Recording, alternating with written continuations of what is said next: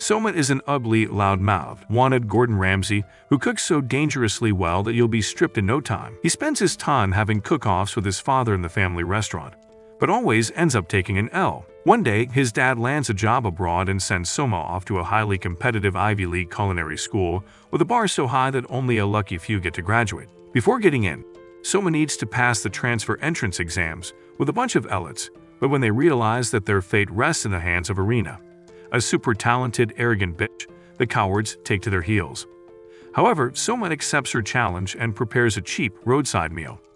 But to her greatest surprise, it tastes so heavenly that she finds her naked body floating in the sky. Judging from his examiner's expression, Soma is confident that he's impressed her and gives her a TED talk about humility. But his ego takes a blow when she says his food is disgusting. Irina storms off, wondering why a broke fool like Soma has the guts to challenge her. So she places a call through to her grandfather, the school's director, saying that none of the transfer students passed the exams. However, when the old man tastes the dish himself, he is so delighted that he discards Irina's previous judgment. The next day, Irina and her grandfather are called to give the welcome speech for the new session, and Soma is introduced as the new transfer student into the first year of high school. He takes to the stage and cockily calls them a bunch of losers, then says he's going to be the next master chef. This enrages the students who all wonder how this local champion has the balls to make such declarations. Irina is even more angry but equally confused because she gave Soma an F on his dish and he wasn't supposed to get in. However, he flaunts his admission later in her face, saying he won't give up until he gets her to admit that his dishes tickle her honeypot. After the assembly, the students return to the dormitories, and on the way, a timid first-year student, Megumi, is battling with her extremely low self-esteem after finding that she's the biggest loser in her class. She decides it would be better to remain low-key and not draw much attention to herself, but fate seems to be up against her, as Soma picks her to be his partner for a cooking session. At this point, he's officially the most hated guy in their class, but Soma seems oblivious to the haters in his class, and Megumi has to cower shamefully. Just then, their teacher walks in to give them their meal of the day, a dude named Chappelle who's notorious for hoarding grades and has never worn a smile. The students start cooking, but when Soma and Megumi briefly step away from their counter, some conniving douchebags sabotage their meal with a handful of salt. Seeing how screwed they are, Megumi goes into panic mode. Worried about disappointing her family, but Soma brings out a fresh batch of ingredients and tells Megumi that he's a seasoned chef, and there's no way he won't serve a dish at the end of the day. He gets to work, and motivated by his confidence, Megumi matches his energy until they finish working on their dish. Somehow, Soma and Megumi serve their food way ahead of time, shocking the morons who sabotage them. Chappelle remarks on the tenderness of their meat despite the minor accident they had, and Soma explains that he used a honey hack to hasten the cooking process. As Megumi takes a bite, her clothes burst open, and she finds herself skinny dipping in a honey pool, with Chappelle sharing in the experience. For the first time in the man's frustrated career, he's smiling at a student's work, much to the shock of the other students. Chappelle gives Soma's dish a rating, and while the conniving douchebags from earlier witness this event, karma kisses their pot, so their sauce gets burned, and Chappelle slams them with an E, realizing that she has judged him wrongly. Megumi thanks Soma for his amazing dish, which secured them the first A she's ever gotten on a dish. He responds by calling for a celebration, then slams her with his disgusting squid tentacles. Later, Soma heads to the dorm but finds that it's a trip to the North Pole, and when he eventually gets there, his supposed dorm looks like the Addams family condo. Inside, it's a madhouse with a psych patient named Fumio as the caretaker, who insists on being called Madonna of the Polar Star dorm. The old lady hounds Soma for his ingredients, but he says he doesn't have any, and she threatens to kick him out. Apparently, in order to be awarded a room in the dorm, he has to prepare a meal she'll approve of and bring his own ingredients because their kitchen only has scraps and leftovers. Soma agrees to use the leftovers to make a meal and gets to work, eventually creating a dish that looks like a hamburger steak. With one bite, Fumio is hit by a shockwave, and another when she tastes his soup. Soma's meal is so good that it takes Fumio back to her younger days, when she was the Kim of her time and had a young suitor. In her dreamland, she attempts to kiss that boyfriend of hers, but in reality, she's actually just tormenting poor Soma. Eventually, she snaps out of it and hands Soma the keys to his room. He heads to the bathroom to take a bath, but Megumi is in there, so he unknowingly barges in with no clothes on, and the rest is history. When he returns from the bath, Soma reflects on his bustling life back at home, realizing he's kinda missing being so busy. Suddenly, some freak shows up from his ceiling and invites him to a welcome party in one of the rooms with a bunch of other dorm members. Megumi is also at the party, and she still can't get over the bathroom incident because she feels she's lost her virginity to Soma. She's also surprised to hear that he got into the dorm on his first try, because it took her 90 days to get Fumio's approval. Later, one of the girls pours him a glass and mentions something about the Elite 10, so Soma asks them to explain what it's all about. Apparently, the Elite 10 is a committee composed of the 10 highest-ranking students of the academy who oversee the affairs of the school, second only to the director.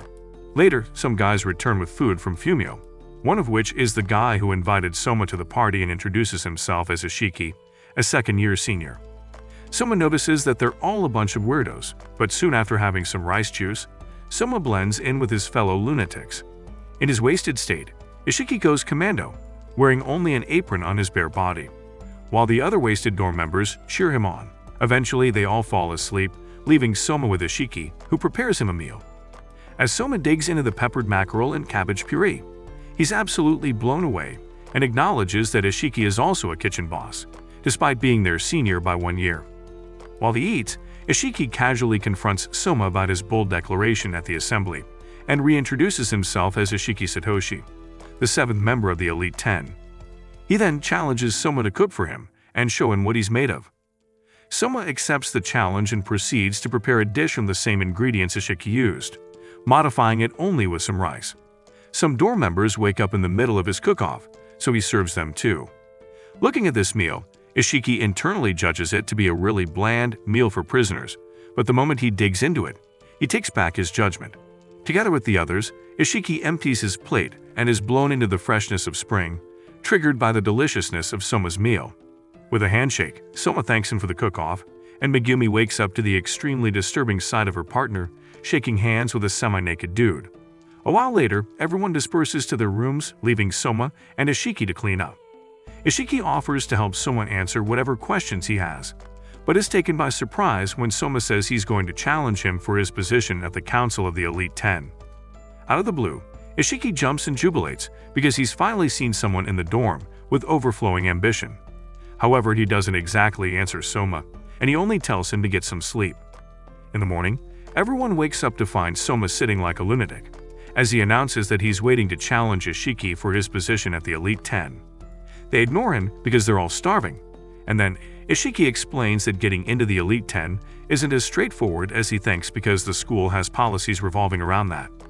For the position of the 7th seat, Soma will have to stake something of equal value, and given the value of that position, even Soma's expulsion won't be enough. As such, Ishiki dismisses him, then makes him aware of certain school rules he must follow if he really wants a cook-off. First, he must make an official statement to the authorities. Then, he needs an odd number of judges. And finally, an agreement between the contestants on the terms and conditions of the challenge, particularly called a cooking battle in the academy. While this was happening, a cooking battle happened between Arena and a corrupt sumo wrestler over the demolition of his club's building. In exchange for clearing the building, the sumo wrestler demanded that if he won the cooking battle, Arena would lose her seat in the Elite Top 10. After they both served their meals, however, the judges voted unanimously in favor of Arena, and the sumo guy felt it wasn't fair. Arena tasted his meal and was absolutely disgusted because it gave her dirty pig vibes, but when he tasted hers, he immediately conceded defeat as her dish totally ate his own up. Arena won, and her wish to demolish the sumo complex was granted, while the crowd hailed her. After listening to this narration, Soma is disheartened, because he was also going to challenge Arena for her seat. Watching from the rooftop, Ishiki states that Soma is likely going to rack up a good number of cooking battles in the academy, since he easily had a draw with Ishiki on the cookout.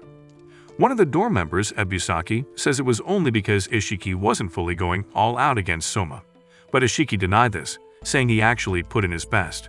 Meanwhile, after Arena's battle with the sumo dude, she asks her minion who the next defaulter is on the list, but a tan fan of hers tells her to leave it in her hands, because the almighty Arena shouldn't be bothering herself with scum. Arena reminds her that there will be grave consequences if she fails, but the girl assures her of victory, because she's none other than the meat master herself. Later, the meat master harasses this dude with her plastic surgery melons and tells him to get ready for a cooking battle with her. On the other hand, Ishiki wakes Soma to join them in harvesting, and he learns from one of the dorm members, Yoshino, that they all produce their ingredients by themselves. She takes him through various parts of the farm and shows him the other dorm members grooming their products.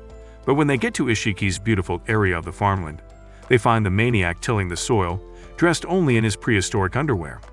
However, Soma tastes a tomato and finds that Ishiki is a farming god. Then he goes about feasting on other vegetables while others are at work. Later, Megumi returns with a basket of breakfast for them, some delicious rice balls that make Soma wonder how she's this excellent in cooking at the dorm, but totally sucks in class. Megumi's totally shattered by that bullet, so she explains that she's dealing with anxiety issues, hence her poor performance in class. Later, Soma learns that there are various clubs and societies in their school, so with Megumi, he decides to check one of the clubs out, the Donbury Research Society, but finds only one deadbeat dude with a weird hairstyle, giving unicorn energy. He introduces himself as Kanashi, the leader of the research club, but tells them to look elsewhere because the club is about to become history. When they look through his don recipes, they find that they're pretty cool, but he explains that he's about to lose this club because Arena is a hater, and one of her underlings has challenged him to a cooking battle. When they heard about the battle, all his group members fled and abandoned him, hence why he's such a loser. Just then, the tanned girl walks in with some evaluators and taunts him, saying she's going to whoop him silly in the upcoming duel. She mocks the club's main dish, saying Arena considers it a prisoner's meal which should remain in the streets, not the elite of their school. After tormenting him with her milk sacks, she slices his unicorn hair off and threatens him.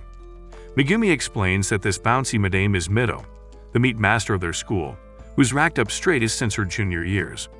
Mido keeps taunting the timid loser, but Soma gets fed up and tells Kanashi to leave the battle to him.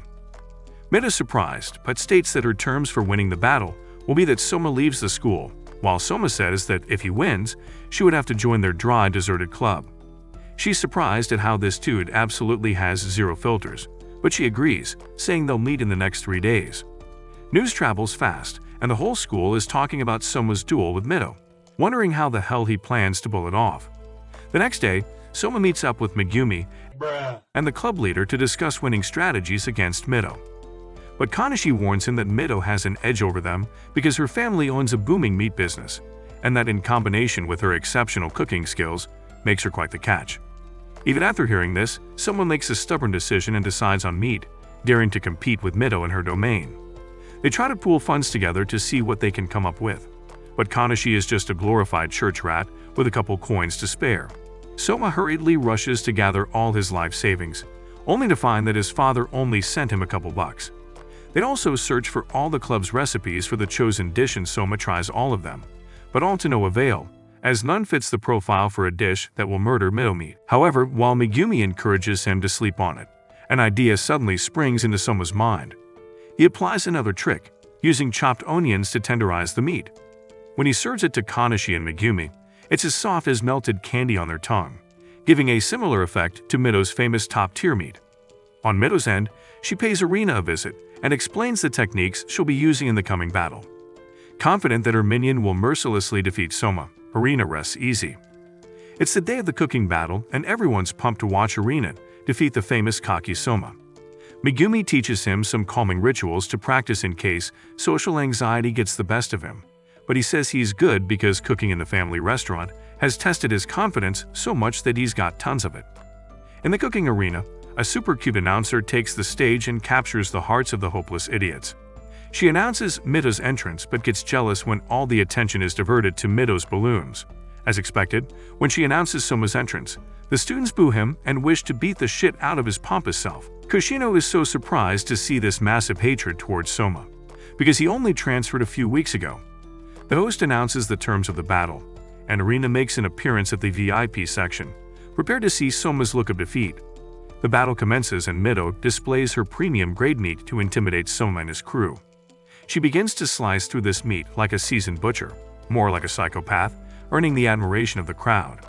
She butters her meat and places it in the oven, then checks to see how Soma is doing. After chopping up some onions, he brings out his meat, but it's so cheap that the audience wonders if he just came to make a fool out of himself. Out of annoyance, they throw objects into the arena and tell him to go fork himself, but he doesn't pay them any attention. Meanwhile, Mido is back to her premium meat and handles it so delicately and admirably that Arena compares her to a pianist. Mido goes over to taunt Soma some more, wondering why he's still cooking when it's obvious he's a loser, but he tells her to shut up and leave him alone. Let him cook! As the timer counts down, anticipation builds up until the host finally announces that their time is up. Meadow serves her dish first, calling it a roti don made with top-grade Wagyu beef. Her food is giving aesthetics with the flowery presentation of her meat, and when the judges dig into it, they compliment on the flavor and deliciousness of her meal.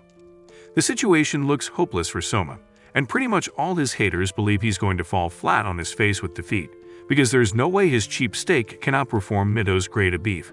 Even the judges taunt him a bit, but when he serves his dish, they can't help themselves and chow voraciously like they'd been fasting for a week. It seems Soma's dish is giving 5-star restaurant vibes, because the judges can't stop commending the dish and chow down until their plates are empty. Meadow watches in horror as they ask for seconds, while they barely finish her own dish, and wonders why his cheap meal is getting more accolades than hers. So Soma offers her a plate to see for herself, and as she takes her first bite, she can't help herself and keeps digging in. Soma's dish is so good that it gives her nostalgia, taking her back to childhood, as he remembered how her father was always discouraging her from doing feminine things like playing with her teddies because he wanted a strong hair. Meadow snaps back to reality and finds herself crying, acknowledging that Soma's dish was so good that it made her want to be set free of her father's expectations and stay true to herself. The judges make a unanimous decision and declare Soma as the winner of the battle, and Meadow falls as she takes her L, looking up to the queen bee whom she'd promised not to fail. Irina coldly walks away in disappointment, telling her personal assistant to strip Meadow off of her privileges. Soma teases Meadow until she blushes and runs away in embarrassment. Then Koshino tells Soma he'll be the next leader of the Dawn Club, and his dorm members cheer him on. The next day, Meadow shows up at the club to fulfill the conditions for winning, but really she was just looking forward to seeing Soma again. However, Koshino drops a shocker for her, saying Soma isn't a member of the club, as he was only checking it out. Meadow is frustrated at this point, knowing she's stuck with dumb Mr. Unicorn. Sometime later, the students learn that they'll be going for a training camp, which is basically the first gate of hell for new high school students, where they'll be cooking in the wild and the F students will be kicked out of the academy. After hearing that about half the students may get expelled, Megumi passes out and wishes everyone good luck. However, Ishiki encourages the dorm members, saying that he's pretty sure they'll all make it. The next day, the students head out to the supposed campsite, but are first taken to a luxurious building belonging to their school. While everyone's sick to their guts from anxiety, Soma's really pumped and even says hi to Meadow, incurring hateful stares from the students. At the assembly, Chappelle addresses them, saying that they're going to be discarded like used rubber, and those whose scores fall below baseline will be expelled from the academy. He introduces the evaluators, who turn out to be Academy's prestigious alumni.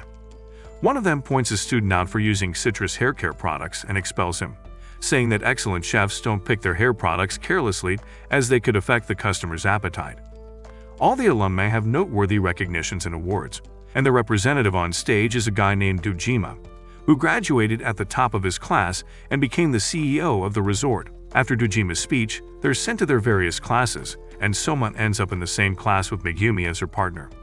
A yellow-haired major Soma hater, Takumi, meets Soma and literally steps on his toes, threatening to ensure he crushes him this year. Their teacher, Miss Inui, interrupts them and tells the class to prepare a Japanese main dish, but the students are confused because there are no ingredients. Inui tells them to go into the wild and source for their ingredients, but all within the school's perimeter. They're already being timed, so the students rush out in a frenzy, while Takumi stays behind and asks their teacher to judge who the better chef is between himself and Soma. Miss Inui sweetly says she's not up for that kind of stress as it's not in her job description, making Takumi feel ashamed as the others laugh at him. At the forest, some students are already losing it and can't hold it together, but Miss Inui watches silently, evaluating their calmness to determine those who are fit to be chefs. As usual, Megumi is freaking out, but Soma is quietly fishing and eventually gets a big catch, but they bump into Takumi and his brother Asami.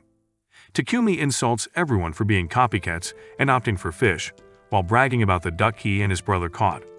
The brothers show off, butchering the duck with so much skill and speed that will impress even Gordon Ramsay. Takumi formally introduces himself and his younger twin brother as the Aldinas, who've been chefs at their family's Italian restaurant. That being said, Takumi tells Soma that they're even, because they're both professional chefs with years of experience, so Soma takes the challenge. Takumi shows off by bringing out some Kirby knife called a mezzaluna, and wielding it at his veggies with incredible flash speed. In no time, the brothers serve their dish, while their dumb classmates are watching them engrossingly. When Inui tastes the meal, the flavor of the duck seems to be singing a sweet Italian melody to her, and she finds herself dancing with the supposed dumb duck. Some students believe the brothers created an Italian sauce, but the teacher defends them, because they stayed in track with the Japanese theme by substituting some of the ingredients. With that, Inui tells the Aldinas that they've passed her test, and Megumi knows from her experience with Soma that Takumi is on equal footing with him. Before coming to the academy, the Aldini brothers were working with their father and uncle at their family restaurant, and all the customers were hitting on fine boy Takumi. Their father said he was still lacking something within, so he sent the two brothers to the culinary academy, because Takumi needed more drive. Luckily, Soma's arrival would be the exact thing Takumi needed to be more zealous. Still at the class, Takumi challenges Soma to beat their meal, and Miss Inui changes her mind and offers to judge which of the chefs is better. Soma takes a while to think deeply about a meal to surpass Takumi's, then suddenly gets an idea and decides to fetch more ingredients. But first, he robs poor Miss Inui of her crackers, since the rule states that they can use anything as an ingredient. While Soma's gone, Inui keeps rejecting all the students' meals because they taste like shit, and time has run down to about 15 minutes. When Soma arrives, Takumi thinks he's trying to avoid the challenge by wasting his time away, but Soma's not bothered, because he won't ever keep a customer waiting for 15 minutes. He quickly gets to work and uses the crackers as breading to make a deep-fried crunchy fish. In no time, he serves his dish, and with one bite, Miss Inui is in love, commending the crispness of the fish, with its soft, warm, juicy interior like something we all know. The lady is so enveloped in the flavors that she fantasizes about developing plot in a pool with a merman. With that, the teacher says Soma and Megumi have passed her test, and wraps up the session for the rest of the class. The boys remind her to make a choice about whose meal tasted better, but she begins to struggle with her ADHD and doesn't seem to have a preference.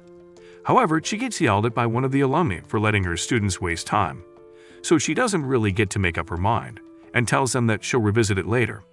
Both guys feel played, but Takumi's more obsessed and promises to challenge Soma to a cooking battle someday. Later, they return to the hotel, and it seems all the members of the Polar Star dormitory made it to the first day, though Mary may have passed out. They're all stressed out, and the ladies can't wait to jump in the jacuzzi, but their luck just runs out at that instant. Some fitness influencer dudes show up to the hotel, and the students are instructed to serve them dinner within the next hour, with each student serving no less than 50 plates. This has gone way beyond the gates of hell, but there's no escape route for the students, as they won't be allowed to rest if they don't make it in time. Quickly, they jump into action and begin to serve the huge beasts who keep demanding for more. In no time, Soma's done with his 50 servings before the rest of them, and Takumi is obviously jealous and frustrated. When he's cleared, Soma heads to the communal bathroom to relax, feeling he'll be the only one there, but on the way, he accidentally bumps into Irina's melons and knocks her to the floor, where they stay staring awkwardly at each other. Irina's absolutely flustered and upset that of all the pigs she could bump into, it just had to be her archenemy, and he was seeing her in her bathrobe. Soon after, Irina's minion comes running and becomes furious when she hears that Soma bumped into her master. He can't understand what the big deal was because her average melons still can't outdo Mitos, so he joyfully trots to the bathroom, where he meets Dojima, glorying in his nakedness. Judging from his build, this guy probably lifts a teenage elephant every day. But he seems pretty cool and starts a chat with Soma, telling him about how good some students are, like Ishiki for example, who completed his 50 servings last year in record time. Also, he mentioned Irina, telling Soma that she's referred to as the tongue goddess, gifted with the ability to taste meals with precision, especially eggplants. Since childbirth, she's judged meals of senior lecturers in the academy, even with a blindfold. While Dojima is still talking, Takumi walks in and is shocked to see Soma casually gisting and shaking hands with Dojima. As the man takes his leave, he stops for a minute and wonders why Soma's surname sounds familiar. Meanwhile, the girls return and relax in the bath, and retire afterwards to their 5-star rooms to sleep. However, the boys insist on playing games in poor Marui's room, but 2 minutes into the game, they fall asleep. Later, Megumi says she doesn't feel as exhausted as usual, and thanks Soma for his guidance, which helped her remain more focused. As they encourage her to keep up the good job, Megumi internally decides that she'll keep trying her best. The next morning, one vibe killer, Shanomiya, takes Soma's group, tasking them to prepare a vegetable dish he created himself. This time around, however, they won't be working in teams, but individually, with no room for interpersonal communication. This sucks for Megumi, but she has no choice, given that the time has already started counting down and her group members are scrambling for ingredients at the back. She struggles to get some for herself, but when she gets to the cauliflowers, the remnants are already showing signs of oxidation. She is itching to ask Soma for help, but after seeing two guys fail the exam for communicating, she refrains herself and figures some other way to preserve the whiteness of the cauliflower. After a while, students start submitting their dishes, and this Shinomiya guide is so brutal that he expels most of them. Of course, Soma passes the test, leaving Megumi as the last student. When she finally presents her dish, the examiner tells her she's been expelled. Confused, she asks him why, and he says it's only because she altered the recipe. Megumi used vinegar to preserve the cauliflower, which in turn added some sweetness to the dish, hence her expulsion. Hearing this, Soma butts in and challenges him, saying it was only an act of creativity on Megumi's end, and besides, since the ingredients were in Shinomiya's care, he was responsible for poorly preserving the cauliflowers. The scumbag gets upset and says he actually deliberately added some bad veggies so the students will fail. He warns Soma, saying if he presses further, he'd equally expel him, because he's authorized to do so. Megumi tries to stop Soma, but at this point, he's had enough of the man's stupidity and challenges him to a cooking battle, on the grounds that he resigns Megumi's expulsion. Watching this, Soma's friends' colleagues, the guy has lost his mind, challenging a seasoned chef of Shinomiya's caliber. Shinomiya himself says he's uninterested in going to battle with Soma, so it's not going to happen. However, Dojima and Indui happen to overhear the conversation and intervene, telling Shinomiya to reconsider his decision on Megumi's dish, as Indui can't see what's wrong with the dish because she absolutely loves it. Still, the big fool refuses, so Dojima declares the cooking battle official, though it won't be a public show.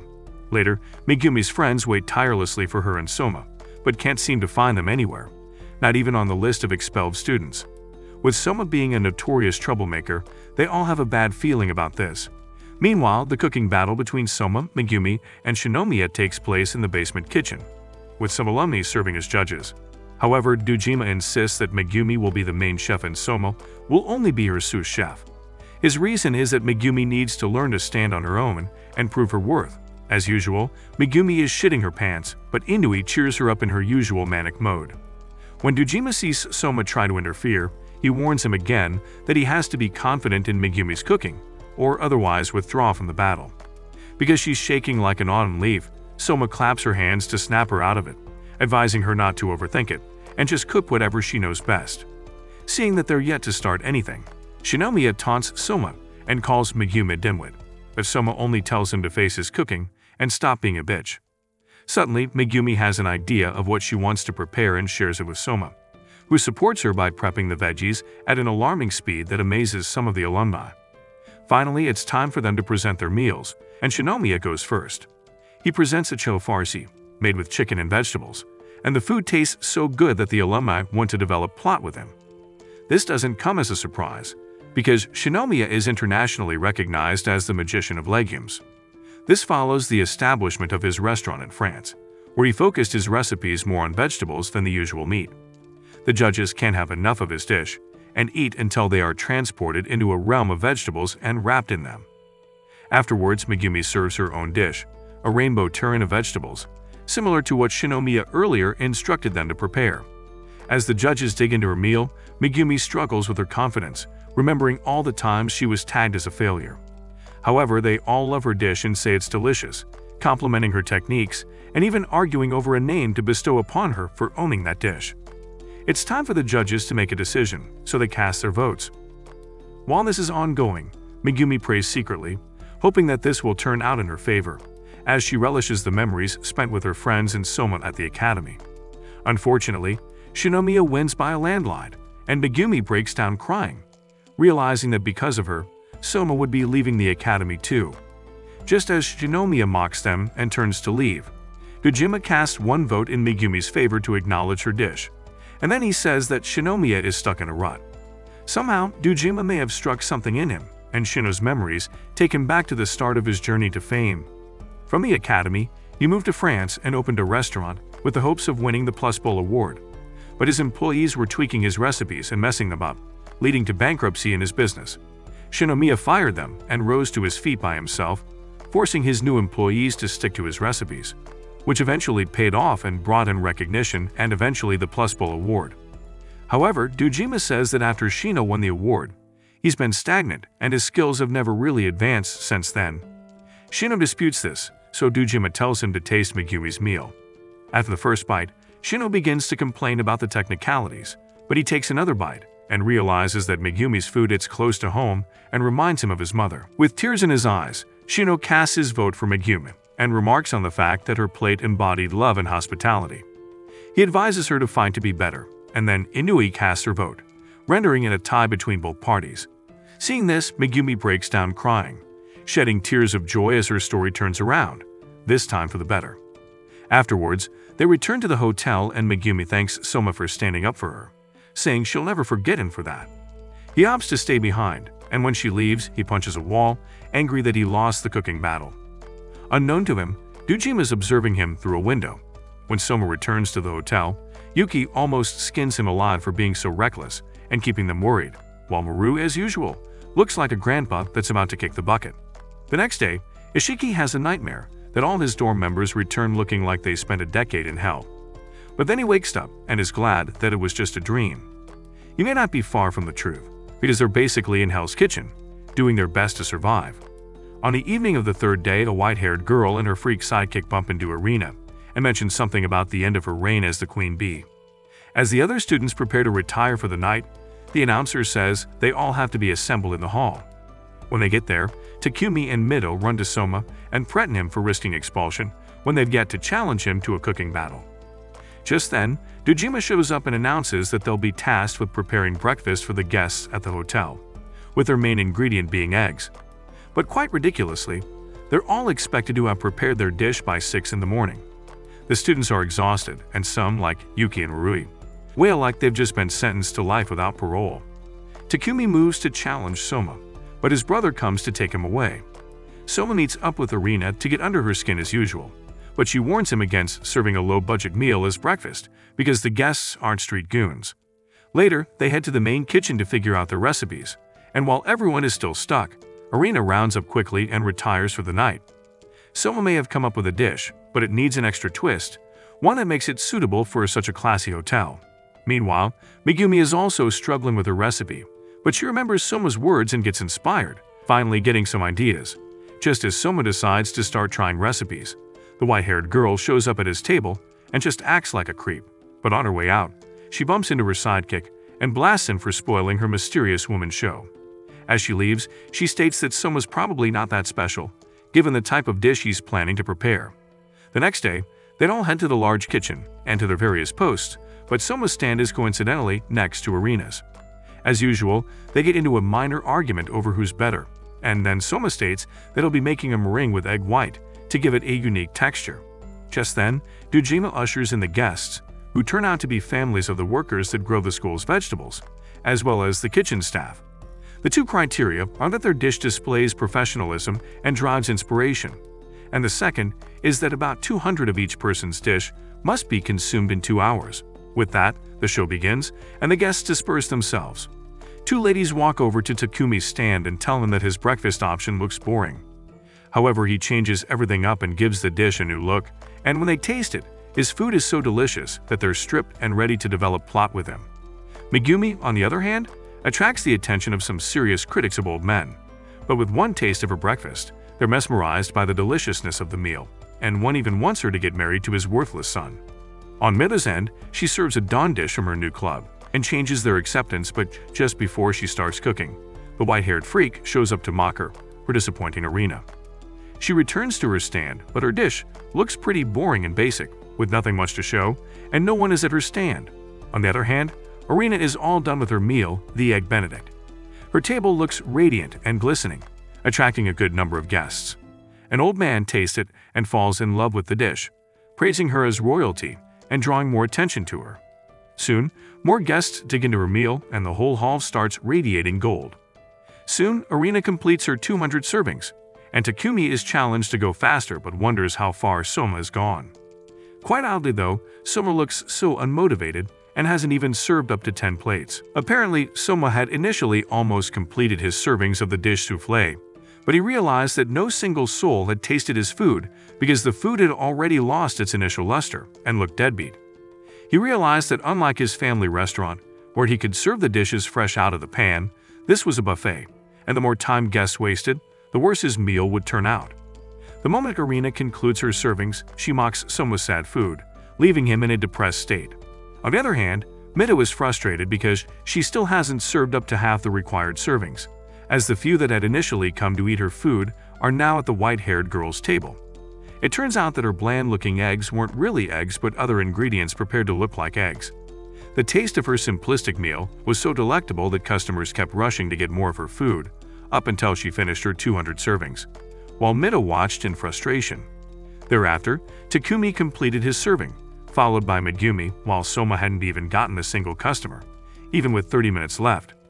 Zoning out, Soma remembers his time spent at the family restaurant and how his father had taught him how to deal with panic attacks. He snaps out of it after devising a plan, with the first step being to attract his first customer. A young girl waiting at Irina's stand spots him, so he calls her over and serves her a plate of his omelette souffle, which she tastes it and attests to its deliciousness. More people become curious about the dish and taste it, commending its softness and springy nature. At this point, Irina's unbothered about his customers because there are just a few of them, but it surprises her when Soma attracts more crowds, so she consoles herself with the fact that he can't possibly make it in time with only a few minutes left. More of the students complete their servings, and the white-haired girl completes almost twice the required amount and clicks out, while Mina watches with rage and jealousy. As for Soma, he's turned his table into a circus show, entertaining his guests with his remarkable speed and agility in the kitchen. Soon after, Irina's customers start flocking to Soma's table out of sheer curiosity and excitement. The judges watch from below, and Tajima explains Soma's technique of attracting customers known as live cooking, which thrives by creating anticipation and excitement in one's customers. With only a few minutes left, almost all the students have completed their servings, while Soma battles against time. As minutes turn to seconds, the time eventually runs out, and Soma completes his required servings, much to the awe of everyone.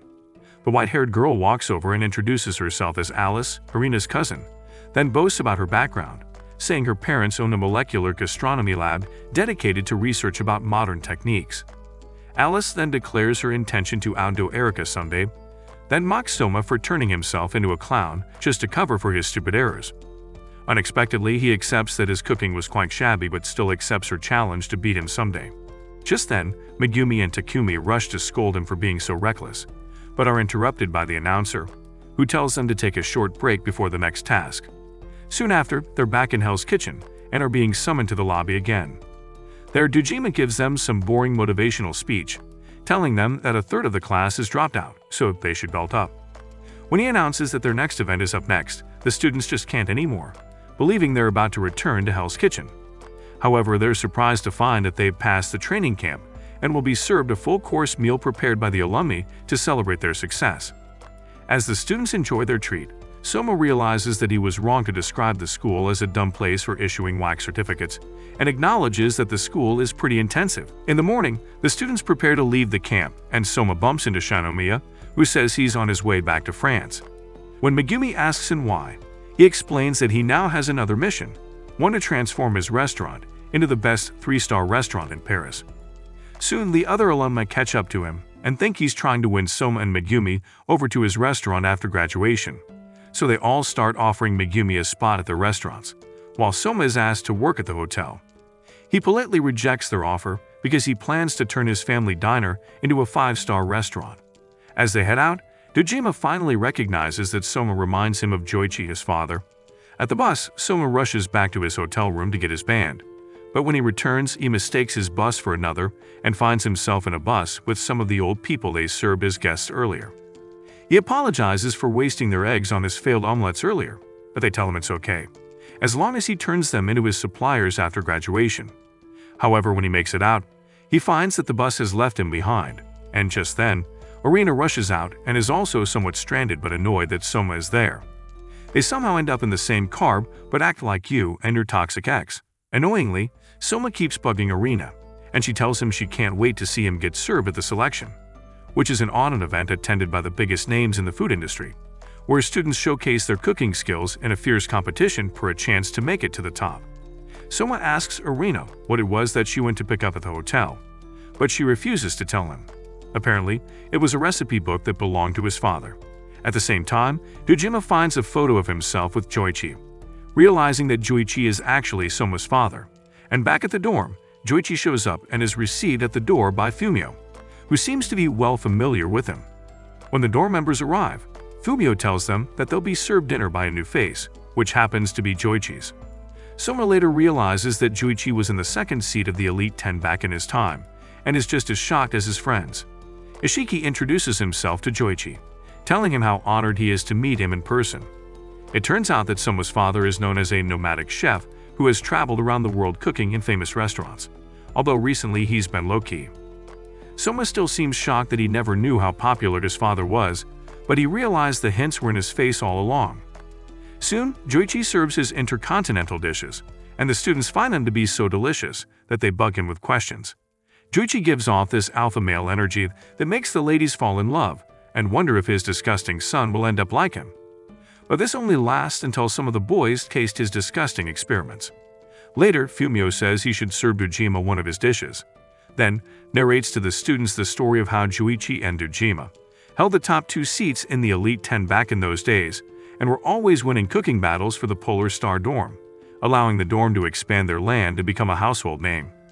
Fumio complains that Joichi never sent a letter to check on her since after their graduation, but he says that he never really graduated due to some turn of events. Before turning in for the night, Joichi finds out that Soma is in the same room he occupied back then and tells him about a mark to watch out for. Soma finds the mark and realizes how little he really knows about his dad. In the morning, Joichi challenges Soma to a cooking contest, and in a conversation with Ishiki, he says he only ever taught Soma the barest minimum skills needed in a diner, so he's pretty sure his son looks like a struggling influencer next to other elite chefs. Ishiki assures him that that's not the case because he had a face-off with Soma, and the boy gave him a run for his money. Later, they call Fumio to judge their battle, and then Megumi, who just happens to be sleepwalking, is also appointed a judge. The battle begins in earnest and Megumi finally wakes up, though she's pretty confused about why Soma is facing off against his father, who's an elite international chef. To make matters worse, Joichi says his son has lost about 500 times to him, though they started since he was still in elementary school. Seeing how undeterred Soma is, Ishiki realizes why Soma is fearless in the academy. Because after facing his father almost 500 times, cooking contests are nothing new or scary to him.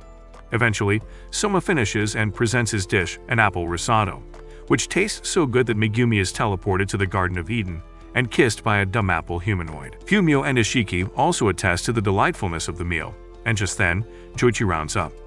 Everyone is anticipating his meal, hoping to taste another exquisite intercontinental dish, like those he prepared for them at the last dinner. But Joichi's dish is a basic, disgusting ramen, much to their disappointment. However, the moment they taste it, they can't help themselves, as the broth has so much umami and is still not too heavy to serve as breakfast. They're even more intrigued to find that he made such a rich broth without using any animal products, since it is a vegetarian meal. After filling themselves up with Joichi's special ramen, they all come out looking like they've overused Botox. It's soon time to judge the men, so they all cast their votes in Joichi's favor, adding to another loss on Soma's end. Soma is obviously upset, but takes his L for the 500th time and records his losses, and on his way back with Megumi, he swears that he's still determined to make it to the top seat of the Elite 10. Soon after, Joichi packs his bags to return, saying he has something to take care of at the Academy's hotel. As he heads out, Harina is also coincidentally on her way out, and for a brief second, while receiving updates from her assistant, she catches a glimpse of him on the way out, but when she stops the car, she no longer finds him and is heartbroken. Some days later, Therese passes by Soma's restaurant and seems to be longing for him, so one of her girlfriends starts teasing her, saying she should have just shot her shot when he was still around. Surprisingly, Soma opens the restaurant from within, and the neighborhood folks start clamoring for him to prepare one of his delicious meals for them. In no time, he's serving his customers and satisfying their cravings. While watching him work, Therese thinks back to the old times when watching Soma cook made her want to grab him right away. But now that he's in another school, she feels he's glowed up and is harder to reach. Meanwhile, Soma notices that the streets are more sparse than usual and finds out from the chairman of the community that there's a train station across the streets that sells kharaj, also known as fried chicken, so people usually flock there and queue up to buy it. While the chairman sulks about how his sales have plummeted, Soma thinks of an idea and suggests that they should prepare their own kharaj. The chairman tells him it's unlikely that they'll succeed because the train station mall has better influence. Yet Soma insists on his idea and encourages them by saying that they only need to focus on quality, and the customers will follow suit. Soon, they get ramped up and offer their assistance, and while they're gone, Grace starts shaking like a leaf as she tries to offer her assistance. So her friend pushes her forward and suggests that Soma use Grace as his taste tester. On the way back, Grace loses faith in her ability to be a taste tester, but her friend encourages her to think of the possibilities that could happen when she spends some alone time with Soma, developing plot and recipes. Meanwhile, Soma thinks hard about how he can come up with a great recipe, but suddenly he remembers Mito the meat master and hits her up. On the call, Mito is blushing so hard that her cheeks could pop out, but the moment Soma says he could hit someone else up, she sends him a cellular tornado. The next day, Quraish shows up timidly, and Mito walks in with her plastic surgery balloons. Then Soma introduces both ladies to each other. They all head to the train station to check it out, but on the way, Mito is obviously boiling inside because Quraish's presence is ruining her chances of a date with Soma. Meanwhile, Quraish thinks that Mito is Soma's girlfriend and can't help but admire how hot she is, influence her body and all. When she notices Quraish's curious eye all over her, Mito lets her rage take over and yells at the timid girl until Soma steps in. When they get to the kharaj place, Mito recognizes the owner of the business and says that they're very prominent in the area. They spot the chairman camouflaging as a customer to steal some information, but the kharaj woman catches him hiding like a coward and hands a free box over to them. Digging into it, their clothes are instantly blown away by the deliciousness of the chicken. She explains that their recipe consists of so many exotic ingredients, and then she tells them she is pretty sure they won't be able to replicate the recipes. She also mocks the chairman and calls him a weakling, but Soma challenges her, saying he would come up with a recipe that supersedes hers. She mocks him too, calling him a really small boy from a powerless local district. With this, Soma and Mito get back to the restaurant and start whipping up recipes. The first one tastes really delicious, but is still lackluster compared to their competition. Mito suggests they use her high-quality meat, but it's just way too expensive, even after giving Soma a discount. Meanwhile, the owner of the kharaj business is seen talking with a dude who apparently helped her get the shop at the train station. She reports the incident with Soma and he tells her to keep a watchful eye on his movements, though she honestly doesn't see Soma as an actual threat. Back at the restaurant, after trying countless recipes to no avail, Soma suddenly springs up with an idea, saying that they'll use their shopping district as an opportunity to find the best way for people to enjoy kharaj. Soma starts by looking at their competitors' weaknesses. At the train station, the fried chicken is served in a box, and customers can't eat it until they're back at home. However, fried chicken is best eaten hot, so Soma plans to take advantage of that and serve piping hot fried chicken. Hearing this, the chairman burns with excitement, saying he's also going to up his game on his bentos. Meanwhile, the kharaj madam receives her consultant's invoice, but she's so desperate to get rid of him and stop paying his fees because, after all, she has built an empire and doesn't need him anymore. Back at Soma's, he tries to come up with a suitable package for their target customers, but it packs in way too little, and the seasoning on their kharaj isn't as rich as that at the train station. He leaves shortly to bring all his recipes, but the silence between the two girls is louder than your girlfriend snoring. Awkwardly, Quraish tries to break the silence by making small talk, but Mito is just unnecessarily aggressive and her anger issues just won't make matters easy for the poor girl.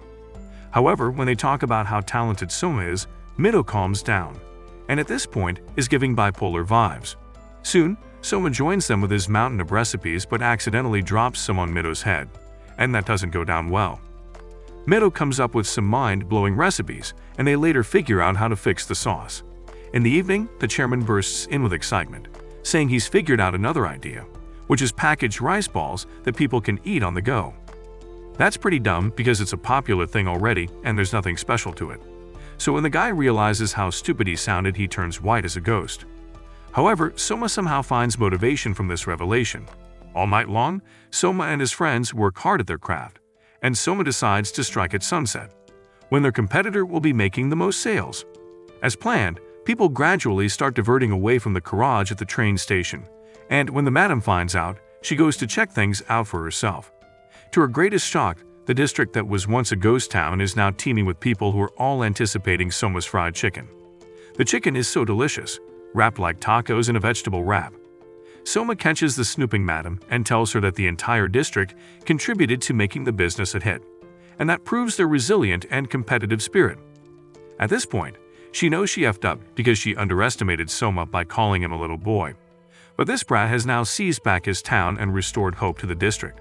While she nags, some boys approach her and tell her to taste the fried chicken, but she declines.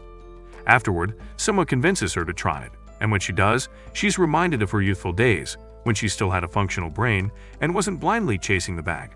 Much later, Soma asks Kurest to help the chairman out with the garage business while he's back at school, because she's the most responsible he can think of, and of course, this makes Mido jealous. After all is said and done, Soma returns to school and is stopped by a group of boys who lead him to Mozui as consultant. The dude says he's led over 500 businesses to success, but for the first time in his career, one business has failed, and this was all Soma's fault. He offers Soma an opportunity to work for him, but as expected, Soma turns him down because of the family business. The guy introduces himself as Aizen, who's the 9th member of the Elite 10, and tells Soma that he can't wait to mess him up at the autumn selection program. Actually, before Soma was nominated for the autumn selection program, Arina was completely against the idea, as she believed that he wasn't worthy enough, being a transfer student and one who hadn't really accomplished so much. Ishiki told her not to be ridiculous because it was obvious that Soma was deserving of it, and she was probably against the idea because of a personal beef. She obviously denied it and gaslighted him, saying it was he who was clamoring so hard for Soma, because they were dorm members. Aizen had to step in and remind Arina that at camp, Soma miraculously completed his 200 servings in under 30 minutes. With that, it was final and Soma was picked for the autumn selection program. Days later, the students find that the names for the program have been released, so they gather in anticipation. When the names are unveiled, all 3 girls from the Polar Star dorm have been picked to contest, in addition to Soma, Takumi, and Mido. Alice and her sidekick are also among the contestants, but she seems to be having some beef with him for some reason. Soon, the cute announcer takes to the mic to say that she'll be hosting the election program, and as usual, those cultured boys are super excited, making the girls jealous. She says they'll be divided into 2 teams and will only qualify for the tournament if they get high enough scores. She delivers a message from Aizen, encouraging the students to present their best meals so they'll be recognized by sponsors, and this gets them all fired up and willing to put in their best. Meanwhile, Arina's aide also gets selected and tells Arina that she's going to crush Soma into crumbs, but even the mention of his name pisses Arina off when she recalls telling him that he won't even be selected. Soma and Alice discuss downstairs, and after finding out that Arina won't be participating in the tournament, Alice is disappointed because she's been looking for an opportunity to crush her cousin. Megumi, on the other hand, is in her habitual low self-esteem mode, and some boys mock her, saying she only got in by sheer luck because she was the chief loser of their class. A purple-haired lady, Miyoko, stands up to the morons and scares them off, then moves to Megumi, inquiring to know how she scored a draw against Shinomiya. Timidly, Megumi tells her that she only got that far because of Soma, and Miyoko has a disgusted look after hearing that Megumi got help from a guy. While the other students are chatting, some creepy girl in a tree stays spying on Arina, with whom she's obviously obsessed, but the moment she spots Arina's aide, Hisoko, her inner demons come out of their hiding spot, and she swears to get rid of her. The next morning, Yuki rushes in with a letter from the school, showing that the theme for the selection is a curry dish. The theme is so vague that Soma is lost on what exact curry dish to make, but he remembers that his father mentioned a lady, Shiomi, in the Polar Star dorm who was obsessed with making curry foods. He sets out with Megumi to search for Shiomi, but they only find a short, nerdy lady with lots of books scattered in the room. When Soma introduces himself as Joichi's son, she delivers a sucker punch that instantly knocks Soma unconscious, saying she loves Joichi with all her heart. Just then, a hot, tanned dude walks in and is confused about the commotion. In a flashback, Shiomi recounts her first day at the dorm, when she was introduced as the most junior member of the dorm and fell for Joichi's seemingly harmless offer to taste his disgusting recipes. She was scared for life afterwards, but somehow maintained her youthful looks, which she owed to her obsession for spices. As they sit to discuss the purpose of their visit, The man introduces himself as Hayama, a first-year student serving as Shim's assistant. As they get down to business, Hayama shows them Xiaomi's experiments with spices, and she takes it from there but goes off into Einstein mode, teaching them all she knows about spices. Hayama saves them their time and shows them a bunch of his curry dishes, and they eat until their clothes are blown away just by the aroma. Soma's really impressed as he observes how Hayama barely looked into the pot and was only being guided by the aroma of his spices. They both find out that they qualify for the autumn program and are in the same group, and Hayama declares his intention to beat Soma. He says he's heard of Soma's determined spirit, but says he can still outdo him because spices are superior to mere motivation. Being who he is, Soma says he'll outdo Hayama at curry, even though his chances are slimmer than your waistline. Later, Megumi opens up about how she's really freaking out after seeing how great Hayama's cooking skills are compared to hers. Someone encourages her by telling her how he got through his own anxiety, saving under his father, who's way more superior to him in the kitchen. Feeling ramped up, they get to it, together with the rest of the dorm members, who are also trying to come up with ideas for their dishes. However, the stress is just so overbearing that Megumi just passes out. Mido is also studying, so Kanashi cheers her on, though he's really just after the bag and her milk sacks. As for the Aldini brothers, Takumi packs to leave for Italy, leaving Asami behind, who plans to prepare for the upcoming selection tournament. Asami mocks his brother and tells him not to be a crybaby if he loses to him, just like he was as a kid. Somewhere in Japan, Ryoko is preparing with all her might to display her feminist prowess at her father's restaurant, where a misogynistic head chef plans to take over the restaurant because he can't stand being led by a woman. Miyoko won't have it, and she remembers her promise to return 3 years later as the boss lady and head of the restaurant. At the Polar Star dorm, Megumi leaves for her home, and other members of the dorm have also gone home, leaving Soma alone at the dorm. While the creepy lady cooks a disgusting sauce in a dumb shrine where she worships Arena, she plans to bury her aide alive. When Megumi gets home, she's welcomed by her family and joins her mother in the kitchen. She then reflects on how embarrassed she felt when Miyoko attributed her success to Soma, so she's determined to find her inner prowess and use it to ascend to the top. As the days go by, all the contestants work hard at their craft, in preparation for the big event. Soma even pulls an all-nighter but still hasn't figured himself out, so he falls flat on the floor. Hidaka also won't catch himself slipping, and when Shiomi goes to cheer him on and encourages him to rest, he makes fun of her BMI. Eventually, the break comes to an end, and the students return for the highly anticipated event. As usual, Soma and his rivals all have a word. But when Takumi sees this, he becomes upset and comes at Soma with a random dude by his side. Soma asks who the new guy is, and Takumi says it's actually his brother Asami. Apparently the guy loses weight due to the summer heat, by some unexplainable luck he has. Just then, the announcer calls on the director for the welcome speech, and when he gets on stage, their Ancient of Days almost kicks the bucket. However, he encourages them to really do well so they can get into the Elite 10 and the best among them will win the first seat, like Dojima and Shinomiya. After the speech, the announcer briefs them on the rules of the event, saying that out of 60 students, only 8 of them will make it into the final tournament, 4 from each group. When it's time, they'd all start cooking, and one Slay Queen with giant melons walks into the hall as one of the judges, with her sister following shortly after in the other hall. The contestants are busy with their utensils, but a few of them stand out for simply being weird or being extra. First up, Alice and her huge machines that should be in a chemistry lab, then Creepy Now with her Juju potion, and Ryoko with her heavy melons getting all the boys riled up. The female judge says she wants to judge the weirdos and that she's not interested in Megumi because she looks like a mess and has no potential.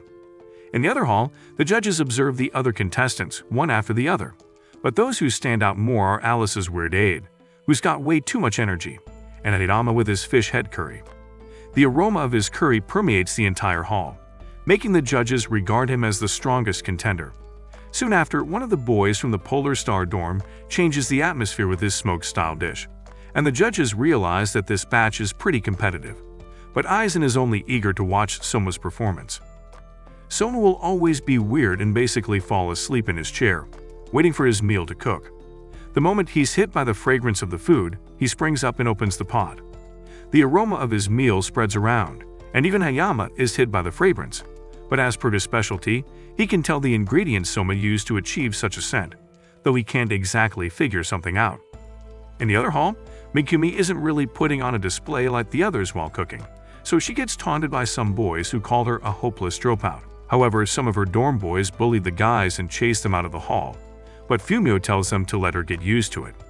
Megumi accidentally bumps into Miyoko, almost getting skinned alive, and Miyoko is reminded of how much of a disappointment Megumi is to feminist society. Just then, Megumi unveils a huge monkfish and gets the reaction of the audience. The Insta-model female judge is finally curious to know what Megumi has to offer, because it takes a great deal of skill to slice such a slimy fish. Megumi begins to doubt her abilities, but she remembers some of the lessons she learned from Soma and finally gets fired up, prepared to slice up the fish. As she begins, she recalls her initial experience with the monkfish as a little girl, when she asked a butcher to teach her how it was done so she could help at the family restaurant. He promised to teach her only on the grounds that she didn't comply or say she was tired, and she kept that promise, even when he enticed her to give up. Now at the tournament, Megumi finds her lessons really useful and begins skillfully slicing through the monkfish, much to the awe of the audience and the female judge. Gradually, the timer counts down for the students to finish preparing their meals, and they eventually all stop cooking. The announcer describes the judging system. Each of the 5 judges is awarded a maximum of 20 points, meaning a candidate will be scored over 100 points in total, and only the top 4 students will qualify for the tournament. Judging begins and the first student presents his dish, getting some compliments from the judges, but his score is as low as his IQ because the judges are so ruthless. More students come after and get dismal scores, all way below 40 points, and the next student to present her dish is the demonic Nao, queen of the underworld and smelly dishes. Her food smells worse than concentrated sewage, and the entire arena almost passes out, and the judge just can't yell at her enough because she deliberately used some famously stinky fish to prepare her dish. While he's complaining, the female judge moves to take a bite, just to fulfill her duties as a judge. Even as she lifts the smelly noodles, this slay queen almost passes out, but when she slurps it in just once, she can't help herself from taking more, though she still can't stop complaining about how bad the stench is. It's surprisingly delicious for a meal that stinks like your pits, and the other judges also can't help but attest to the deliciousness of the meal. Apparently, Neto is skilled in stewed foods using strong flavors like dried fish and the like, and is popularly known as the boiling witch. After the judges input their scores, her total climbs to 84 points, making her the first student to have a score above 50. Next up is Hisako, Arena's secretary, with whom Mao is openly beefing, because they once had a cooking battle 2 years ago over who about to be Arena's secretary. Hisako's condition for winning was a restraining order that Nao would never be within 50 meters of Arena's vicinity. Now thinks she's finally going to take back Hisako and take over her position by scoring more points than her. As the first judge tastes her meal, he transforms into a 12-pack Hulk, owing to the aroma of the medicinal herbs in the meal, and then the other judges follow suit. Nao is horrified to hear the judges compliment Hisako's meal over hers, as they feel healed and purified from her disgusting murky dish. Hisako presents a plate of her dish to Nao, and the moment the witch tastes her meal, she's healed of all her darkness and hatred, reborn as a brand new person entirely. Hisako explains that she's been using her family's medicinal herbs to cook for Arena to cure her of a childhood burden she's been dealing with. The judges score her dish a whopping 92 points, placing her over Nao, who then becomes obsessed with her afterwards. The next student to present her dish is our beloved feminist, Miyoko, who presents curry pineapple fried rice, which tastes so good that the judges slam her with 87 points, ranking her in second place. She receives much praise for her technique, and was praised for being the powerful heiress of her father's Chinese restaurant. Cheering behind her is Megumi, but Miyoko glares at her with so much disdain that it sends her chills down her spine. While in the other hall, Yuki places third with her wild game meal, and one of the judges even invites her over to his gourmet festival. Yuki's smile and radiance are so attractive that Fumio names her the Little Red Riding Hood of the Wild. Next up is Isamu Aldini, who presents a pie called calzone, an Italian dish made from pizza dough and stuffed with fillings. His delicious pie is filled with juicy tomato sauce that's so delicious that the judges give him 87 points on the board too. At this point, Nao is no longer in the top 4, but she giggles like she's demon-possessed and doesn't seem to care.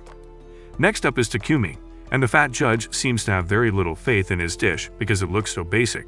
But on the first bite, he is slapped into an alternate reality and finds that Takumi made a 3-layered pasta with turmeric filling.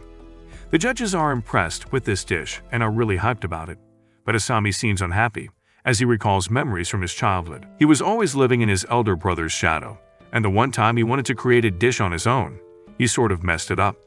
However, Takumi refused to scold like their father did and instead told him they were perfect chefs, especially when working together. When he snaps out of his thoughts, Takumi's dish scores higher and earns him second place with 90 points, but he's still happy for his big brother and wishes to do better. Next up is Alice, but she doesn't even wait for the cute aniplot to call upon her, and straight away she presents her dish to the judges. When she presents her dish, the judges are confused and wonder if it is really a meal because it looks like those things they serve at high-end restaurants for $1,000. When they taste it, however, they immediately freeze in place, and when asked if the dish tastes good, they say it's so good that they can't explain just how good it is. When the scores are out, she places first with 95 points and mocks Sazako. Then the announcer calls for the judges to announce those who'll make it into the final four, but just then, Megumi timidly reminds her that she's yet to present her dish. At the back, her townsmen hail her and cheer her on, and she finds that they abandoned their fishing posts just to support her. When she serves her dish, the judges seem pleased, even the female judge, who had little faith in her. As usual, Megumi's meal has a humane feeling, taking them all back to her roots. Before coming to the academy, Megumi's mom noticed that she'd become the best chef in their family, so she enrolled her at the academy, hoping she'd come out as one of the best, although Megumi just really wanted to help at the family restaurant. As she recounts these memories, the judges' scores start pouring in, and she's raking in pretty good scores for a timid chef. She recalls the days she spent crying in the kitchen as she sought to become better at her craft. Eventually, she scores a total of 88 points, qualifying for the tournament and causing Miyoko to drop out of the top 4. Her supporters celebrate with her as she sheds tears of joy, and Ashiki acknowledges that she's now turned the tables and that she's about to walk into greatness. Meanwhile, in the other hall, the strict judge has been hoarding scores, and they get to see a score in the 50s, so the situation looks really hopeless, because those were all exquisite dishes. However, the next candidate to present his dish is Alice's aide, Ryo Kuroba. When Ryo presents his lobster and saffron rice, the female judge speaks in her usual dismissive tone, saying it's not that special since tons of restaurants serve the dish.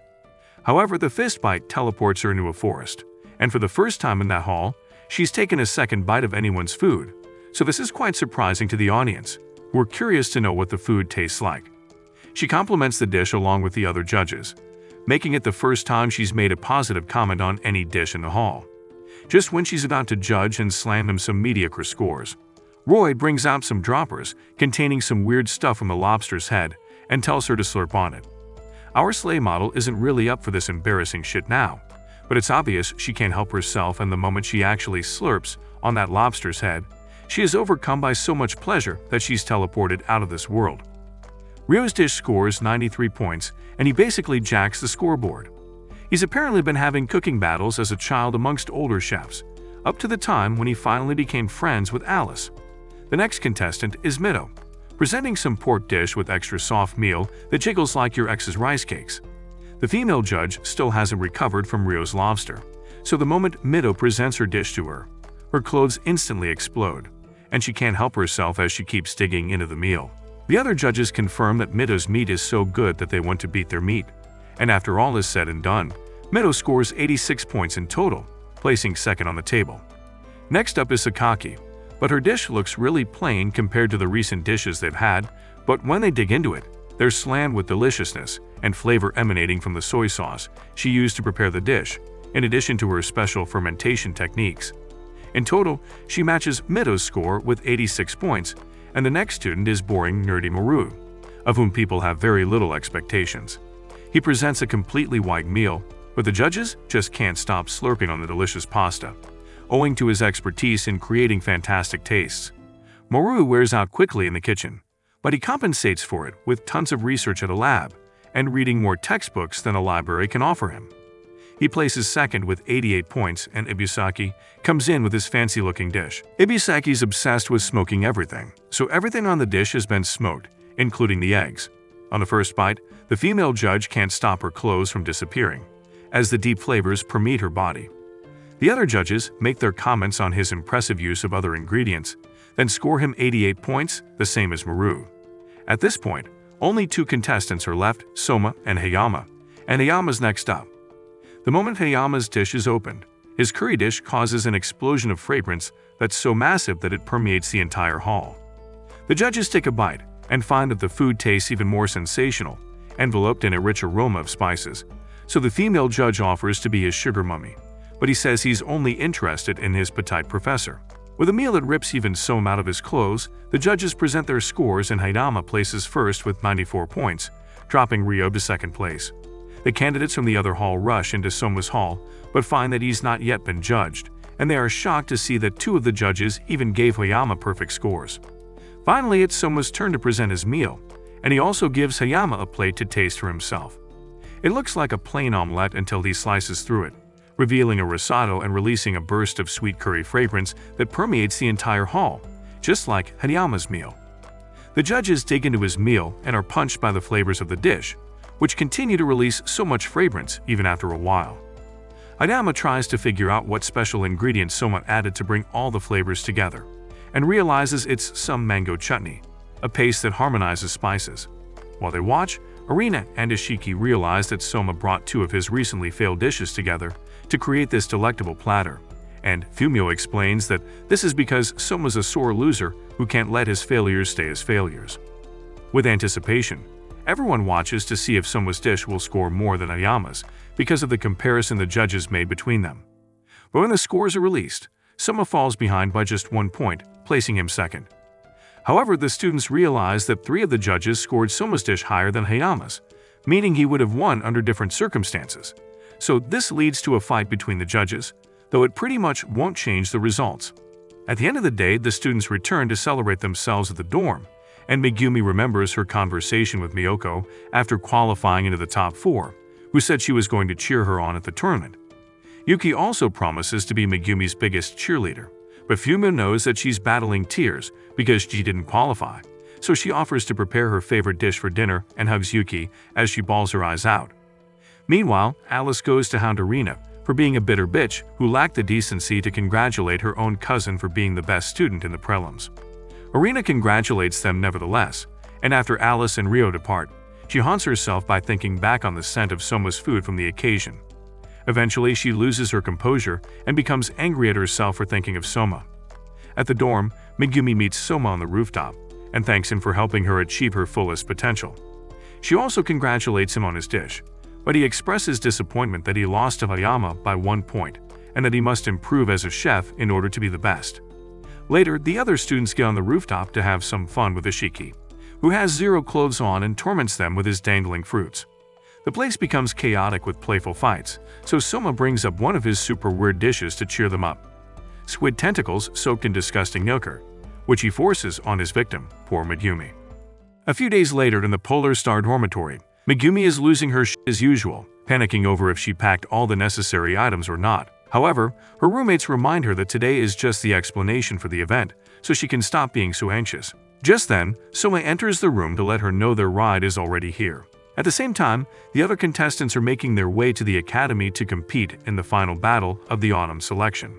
In school, Soma learns that he will be the first one to compete, and his theme will be bento, a Japanese lunchbox. Soma thinks the theme is way too simple for such a big battle, but Arina starts yapping like a Karen on the importance of bento in Japanese culture. In fact, bento is so popular that it is recognized internationally, and is also part of the French dictionary.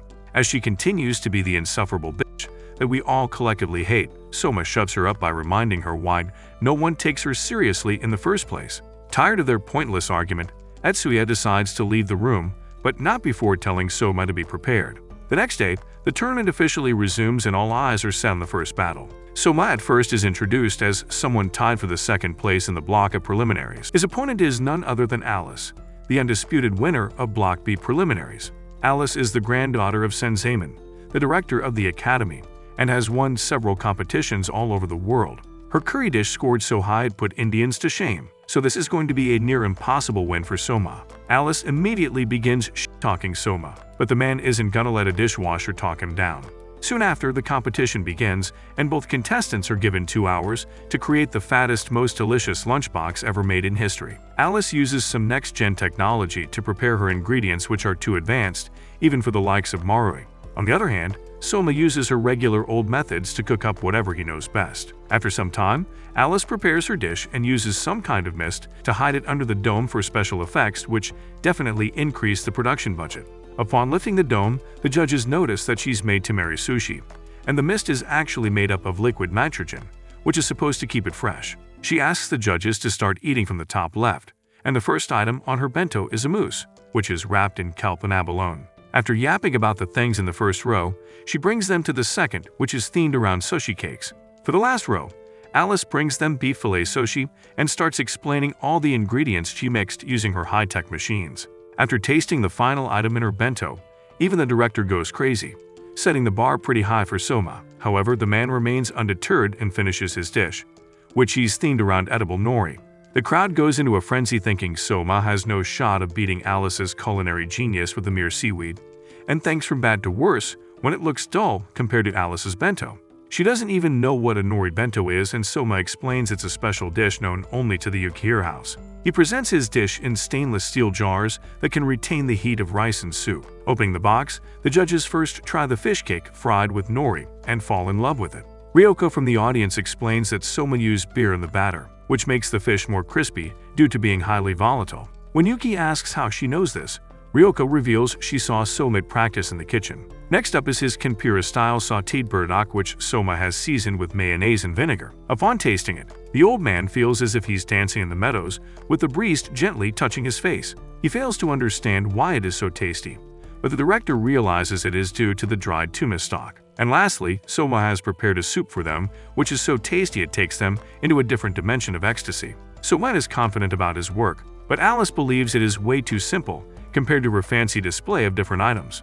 Undeterred, Soma mentions that she did not put everything she had into the bento box. He tells her about a customer back home who used to visit their restaurant every day for a bento box. When she got sick and couldn't come, Soma prepared a special box for her and delivered it to her house, which was his way of wishing her a speedy recovery. Soma believes a bento box to be something more than a lunchbox, which Alice failed to portray. Just then, the judges get to the final layer of his box, which contains rice and mysterious green beans on top. Those beans are spheres made by extracting nori's umami and adding sodium alginate and potassium chloride, which is actually Zenji's area of expertise. She asks how he came across this technique, and Soma explains he learned it from Ashiki-senpai. As the judges go through 2/3 of their rice, Soma asks them to open a secret compartment in their lunchbox that contains kudzu sauce enriched with the taste of tuna. Pouring it on top of the rice, the judges go crazy over the taste. But even then, Alice thinks her dish was better. That's when the director shuts her up, explaining that while she used slick methods to serve a cold bento box, Soma had thought ahead of her. First, he thought about a suitable container, and then infused it with flavors enhanced by warmth. The director believes that Alice's dish could have also been served in a sushi battle, meaning that she did not satisfy the proper theme of the contest. Lastly, Soma serves some of the rice to Alice, who is taken back to her childhood days upon tasting it. She recalls being left out by her own father and wanting to be the best cook there is, and on that cold night, Soma's dish gives her the warmth that she needs. Just then, the director and the judges collectively declare Soma the winner of the match, earning him a lot of praise from his friends and rivals alike. After the result is announced, Alice starts playing the V card, but Soma asks her to stop being a bitch and woman up. When he mentions being closer to becoming an elite, Alice vows to come back and beat him to it. As she walks off, Arena passes out a mean comment, prompting an argument between the two. Meanwhile, as Soma heads backstage, Megumi is there to congratulate him. Soma notices that she is unusually calm despite being the next one in line, so she explains that she has reached farther than she thought and just wants to enjoy her time now. Alice then walks up to the stage for her battle and is introduced as a dark horse who passed Block B at the very last minute. Her opponent is none other than Ryo, who tied Soma for the second place in Block A preliminaries. The theme for their battle is ramen, so without further ado, the director begins their match. The previous day, Megumi and Ryo were in the office where Satoshi told them the noodles would be prepared for them in advance. He asked them to choose one of the 4 noodles before midnight, but Ryo chose the wide noodles at that very moment because he knew what kind of ramen he would make. Megumi went back to the drawing board to figure out what kind of dish she would be making. Since the noodles would be pre-prepared, all she had to do was make a tasty broth and decide to make something that would be equally, if not flavored. However, none of her experiments worked until she received a letter from her mother, congratulating her for reaching the next stage of the tournament. To help her win, her mother sent a box of ingredients she used to cook with back home, which gave her the right idea to implement in her match. Back in the arena, Soba looks around for a spot to sit and decides to sit with Megumi's OnlyFans subscribers. The judges explain that ramen is mainly made of noodles, toppings, and soup, and became super popular after the war due to its ease of access. And now, ramen has become a Japanese cuisine that is recognized globally with its limitless potential and depth of flavors. In this match, the main challenge is to provide flexibility in ramen along with good taste. Ryo's preliminary dishes were all fish-related, and he has continued the theme by making the broth out of fish heads and bones. The smell is so strong even Megumi is distracted, only because she is also going for a similar type of broth. However, while Ryo's broth is rich in flavor, Megumi is going for a light broth, so it does not take over the taste. Yuki believes Megumi will win this since she's from a harbor town, but Alice shows up out of nowhere and reveals that Ryo's also been brought up near the sea. Just then, Ryo pulls out a huge pile of lobster and starts crushing their shell into a powdered form. 10 years ago, Alice ran into Ryo for the first time in a restaurant, and even though he told her it was closed, she walked in like she owned the place. When she asked to see the head chef, she was shocked to learn that Ryo had been running the place all by himself. However, Yuki's support for Megumi is still strong, so strong that it embarrasses her in front of the whole crowd. Ryo feels disgusted upon seeing the fangerling, claiming that a kitchen is a war zone where either you win or get eaten. Megumi, on the other hand, believes chefs should work together in the kitchen to make the best meal. But he hits her with the "shut up" thought and starts yapping about his goal to make every chef kneel to him. He believes he is the Gordon Ramsay of this world, while everyone else is just a part-time chef who can't even boil rice. Ignoring his non-stop yap, Megumi goes back to cooking and keeps her composure throughout the match. Once her soup is prepared, it shines as if it was made out of gold, which catches everyone's attention. As the time runs out, all the judges walk up to Megumi to see her in action, explaining that one of the best parts about ramen is to watch the chef make it from the counter. Despite the devil giving her the death stare, Megumi stays chill and keeps prepping her ramen like it's just another Tuesday. Everything seems to be going her way until Ryo pulls his stuff out of the fryer. This takes Alice back to that day when she barged into his restaurant. When the customers started lining up outside, Ryo put on his bandana and turned into a completely different person. After telling the customers to hold their horses, he went back to the kitchen and made the other chefs work overtime. When one of them got sick of Ryo's attitude, he tried threatening him by force, only to be put back in place immediately.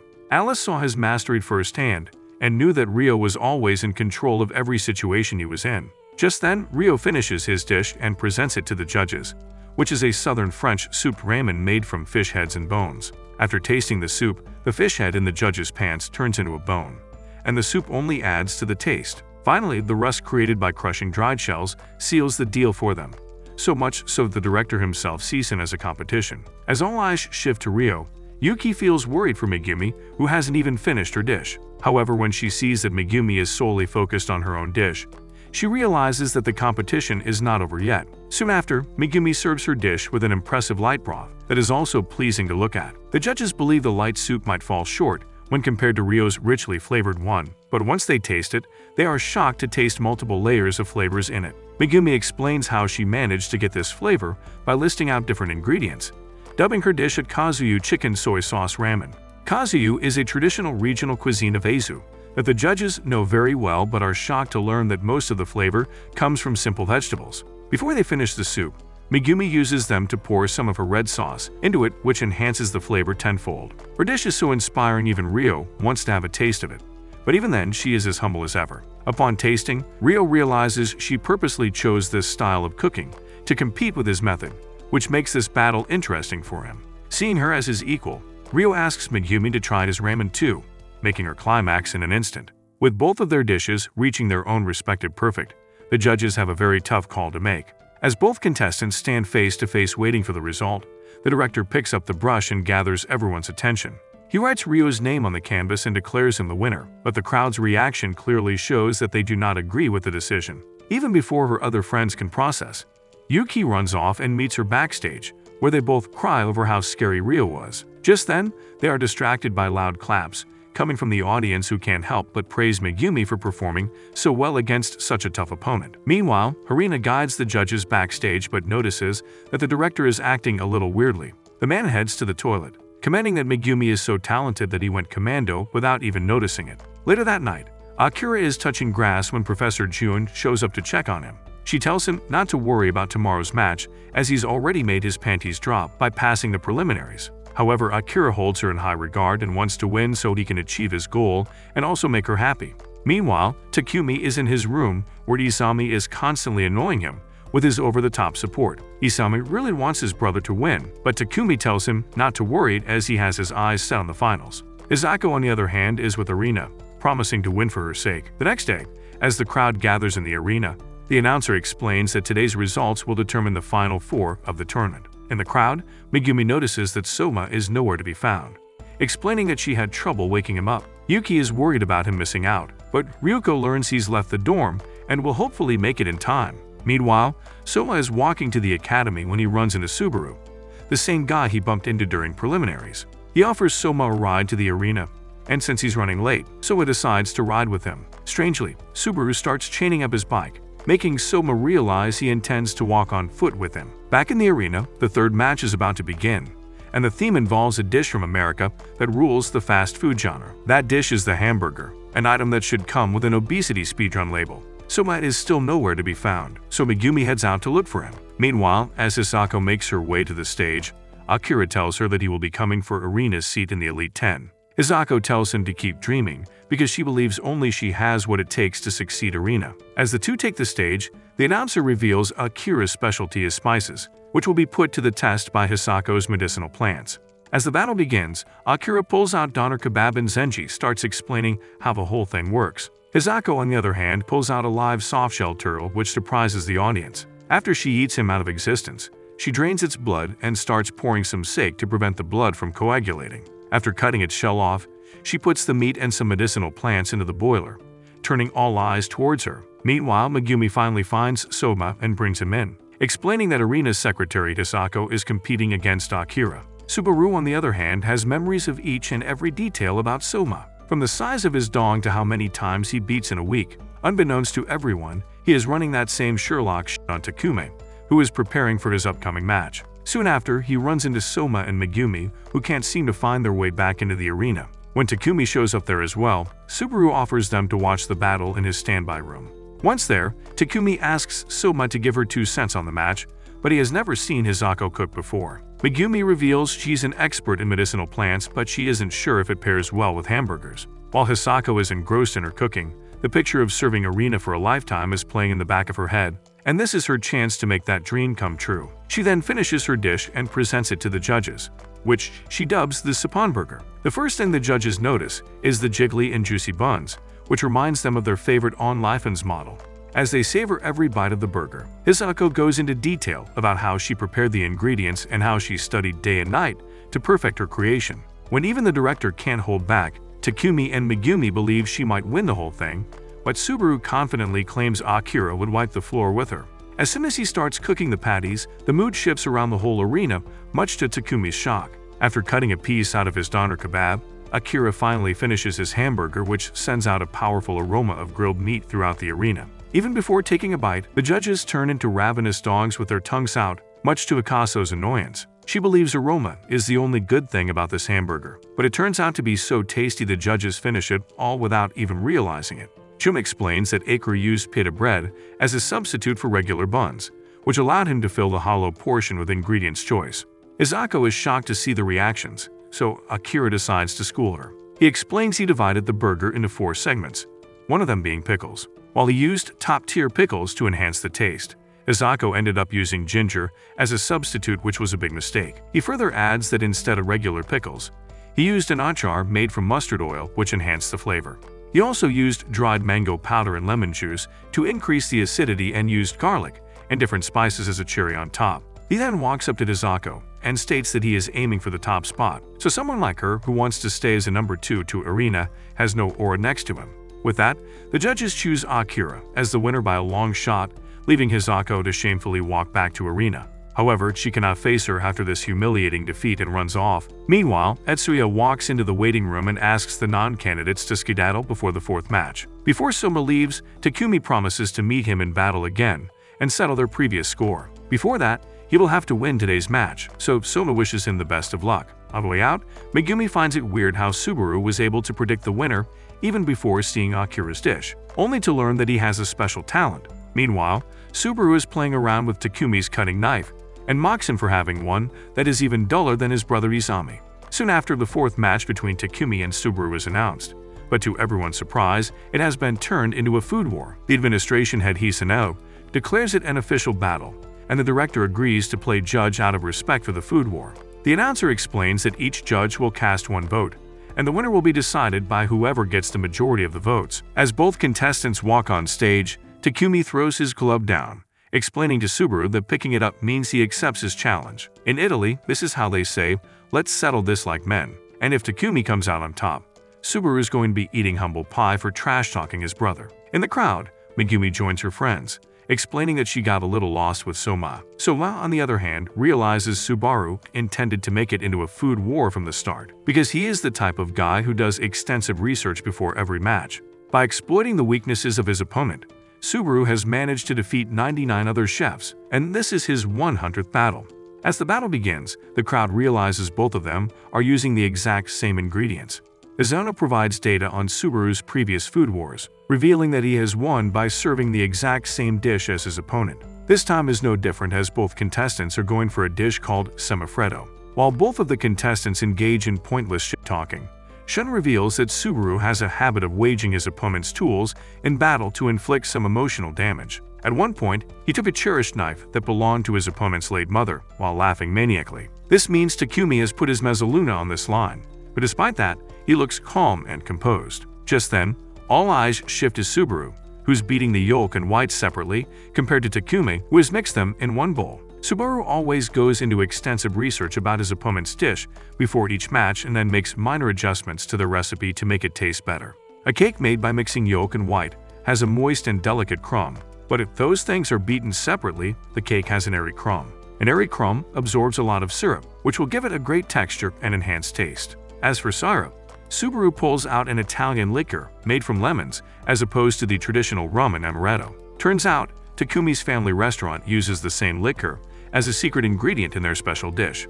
But it's not so secret after all. The judges question if such a match should even be allowed, but the director couldn't care less and claims the final product is the only thing that matters. Takumi, meanwhile, is one breath away from a nervous breakdown because his opponent has read him like an open book. With barely any time left, he starts doubting his dish and wonders if he should make some last-minute changes. However, he brushes it off and puts it in the oven, so now he can only make changes to toppings and sauce. When the cake is baked, Subaru's cake turns out to be darker than Takumi's because he used almond flour instead of the regular one.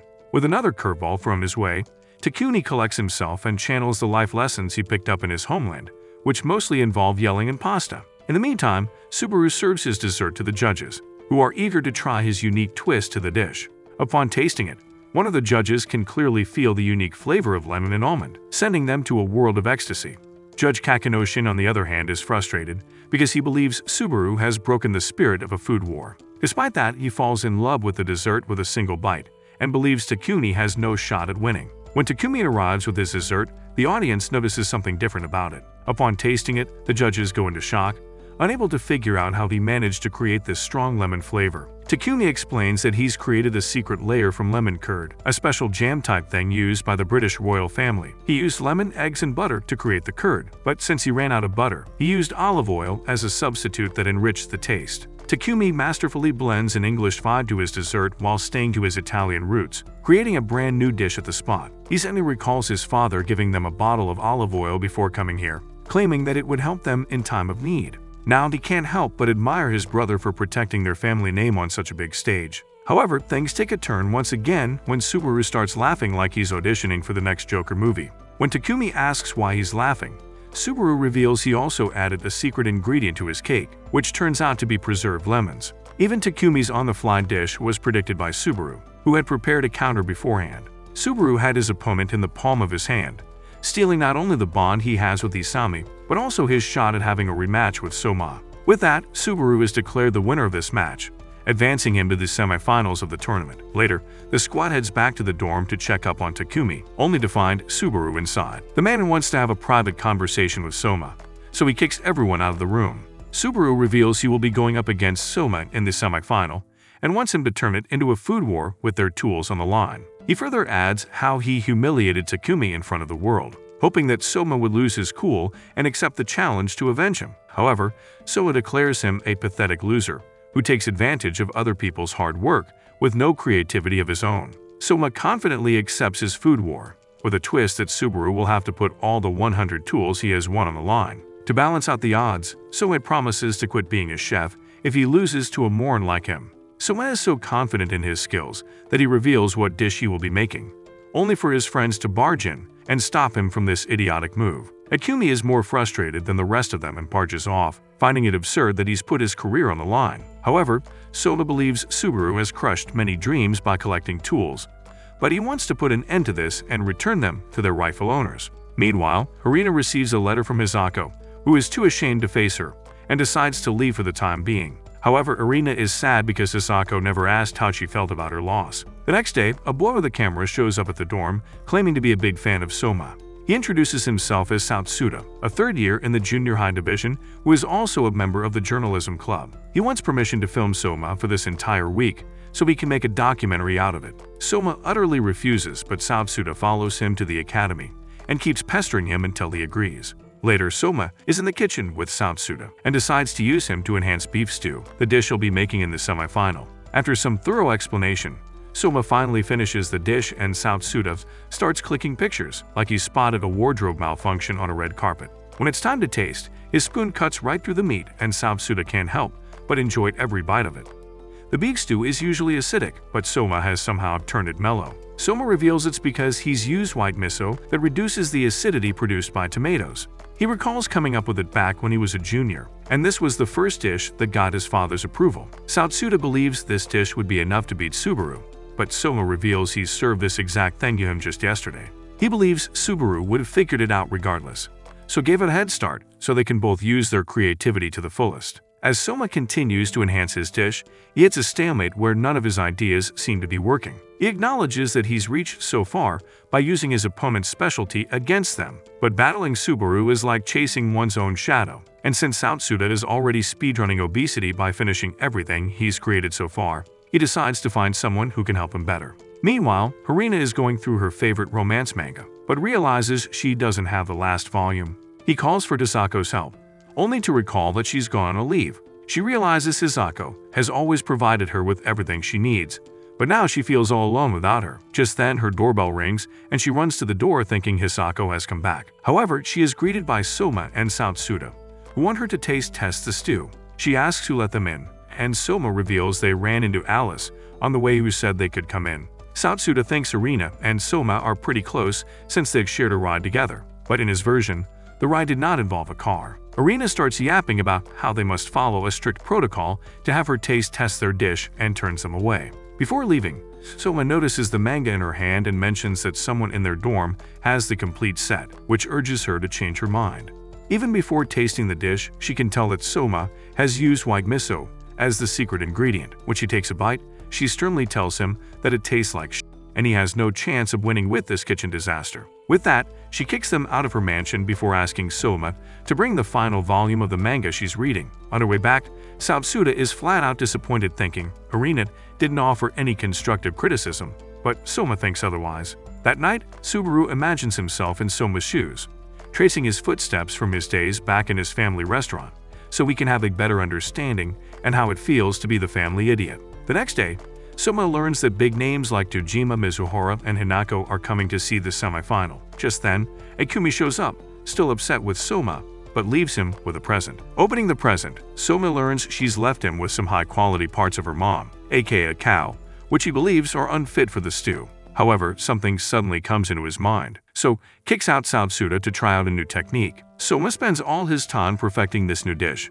and in the blink of an eye, the day of the competition arrives. All the crowd fills the arena. Satsuda is eagerly waiting for Soma to show up. However, Sota walks past him without explaining anything. Meanwhile, Izumi finds a gloomy Takumi in his room and tells him that Soma wants him to watch his match. Soon after, both contestants arrive on stage, only to learn that their cooking will be judged by 5 of the former Elite 10 members. As the competition begins, the judges don't feel so confident in Soma's skills. Arina is watching the match from her booth, and even she believes Soma will finally bite the dust. However, she is shocked to see that Soma is using oxtail meat for the dish.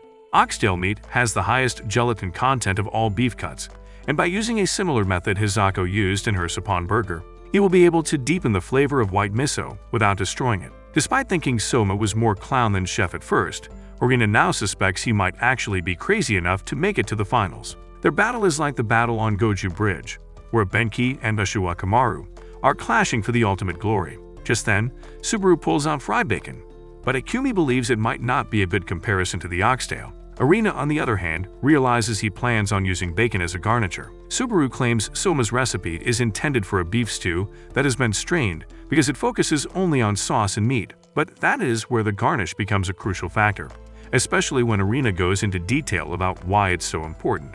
As the aroma spreads to the audience, Shun points out that Subari is using mesquite wood to smoke the bacon, a method that is almost never used in Japan. While Subaru is confidently garnishing his dish, Soma's lack of movement disappoints one of the judges, Taki, who believes Soma isn't prepared for the big stage. However, this sparks an argument between Hinako and Taki until Fuyumi tells them to take their bit somewhere else. Judge Jin is deeply focused on the battle and believes Soma is in deep trouble if he doesn't come up with something to counter this. Since he has put his career on the line, everyone worries for Soma, including Saotsuda, who suddenly realizes Subaru has broken into his room and accessed a lot of data regarding Soma from his computer. Saotsuda believes all of Soma's hard work will go to waste all because of him, but Soma suddenly pulls out a blue container. Turning to Taki, who's been flapping her gums behind his back, he unveils various cuts of beef for his dish and vows to take her on an unprotected culinary ride she won't forget. The man quickly cuts them into pieces and marinates them with olive oil before putting them in the oven. Soma then quickly runs off and comes back with a clay cooking stove, which confuses everyone. Subaru explains that his opponents take one of two approaches. They either deceive him by making a completely different dish or put up a fake front and improvise during the battle. Most of them give up due to sheer panic, but he believes Soma's dong is long enough to actually cook something up. Despite praising him, Subaru knows Soma went to Takumi's apartment this morning and got a ton of meat after that. Soon after, Subaru presents his dish to the judges, and both Hinako and Taki reach climax upon tasting it. Subaru confidently claims he read Soma like a book, which is why he spent 5 days preparing this bacon in advance. He believes that his over-preparation was the perfect counter to Soma's improv cooking, which has proved to be true so far. After a whole lot of villain talk for him, Soma shifts the scales when he reveals he saw it all coming from a mile away. He then presents his dish, the Autumn Election Special, which consists of many different beef parts. Compared to Subaru's bacon masterpiece, Soma's stew looks like a pile of questionable decisions thrown together and served with a side of hope. But when the judges actually taste it, it takes them on a roller coaster of emotions. Seeing the reaction from the panel, Subaru cannot comprehend that he missed something until Soma explains what he truly accomplished. He wanted to create several layers of different flavors in a single stew and was inspired by the Chikuzen stew. That stew requires putting a precise amount of each ingredient in a delicate manner, which Soma replicated in his stew. Subaru feels tricked by Soma, but Soma never claimed he was cooking on the fly and reveals he's been working on this dish ever since he started cooking. He has used every experience he has had so far and meshed it into one dish. And while Subaru is the master of copying, experience is something he cannot replicate. After careful assessment and experiencing the full joy of Soma's stew, the judges collectively declare him the winner, leaving Subaru in a dark, gloomy state. However, after Soma asks him to try his dish, Subaru immediately creams his pants and goes back to the time when he first started cooking. Even at age 12, Subaru had the talent to recreate any dish simply by looking, and all he wanted was to earn his father's praise. However, his father humiliated him for making cheap imitations and not exploring his own creativity. One day, there was a showcase of their new dishes, and a lot of VIP customers were in attendance. Subaru enhanced one of his father's dishes just to earn his praise. But when Subaru's dish was declared the best, his father turned his back on him out of sheer jealousy. Despite that, he continued down that road and worked on enhancing already made dishes, which led him so far without any issues. But now that Soma has snapped him back to reality, he has to lose all the tools he's collected over the years.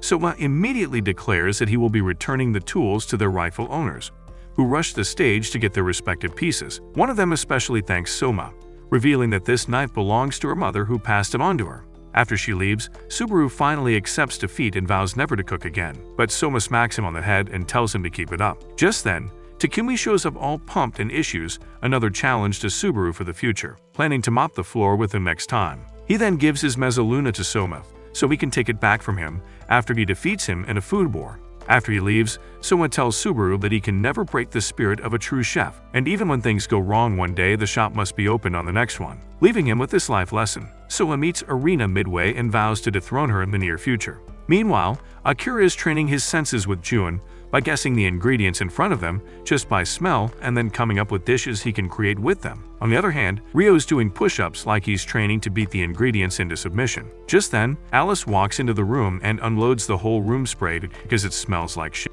The next day, Ryo is more than ready to take Akira down, stating he won't lose to someone's assistant. Soma's in the VIP room, not because he belongs there, but because annoying Arena while catching the match is his idea of multitasking. The judges announce the match, leaving it a Western-style competition, just like the previous semifinal. As the battle begins, Akira pulls out a duck to begin, and all the judges are curious to see how they can mix spices to enhance the flavor. Everyone, including Soma, believes Akira has the advantage in this match, and even Arena comments that although Ryo is really good, his dishes lack spirit. This is why she was surprised to see his original creation during the preliminaries. Just then, Alice shows up and starts yapping about Ryo's true potential, which cannot be measured by logic alone. When Ryo pulls out a Neil, both Soma and Arena cannot figure out what he's trying to make with it. Alice explains that Ryo was raised in a kitchen that looked like hell, so all he had for his survival were his raw skills. Because of that, Ryo developed an absolute focus on taste, and once he smells the taste of victory, it is over for the other party. Alice herself might be a better cook than Ryo, but even she admits that she does not have the same passion to win as him. The judges dub this battle as a fight between a Stellar's sea eagle that flies high versus a tiger that drags the prey down to the ground. Ryo comments on Akira's lack of passion for winning, but with a nose like his, Akira can smell him pissing his pants from a mile away. After he finishes frying, the multi-flavored aroma spreads throughout the arena, making the judges melt. Taki notices that Ryo has gone silent ever since, believing that he might have been discouraged. However, Alice knows Ryo doesn't give a single F about the crowd, and is solely focused on frying the eel.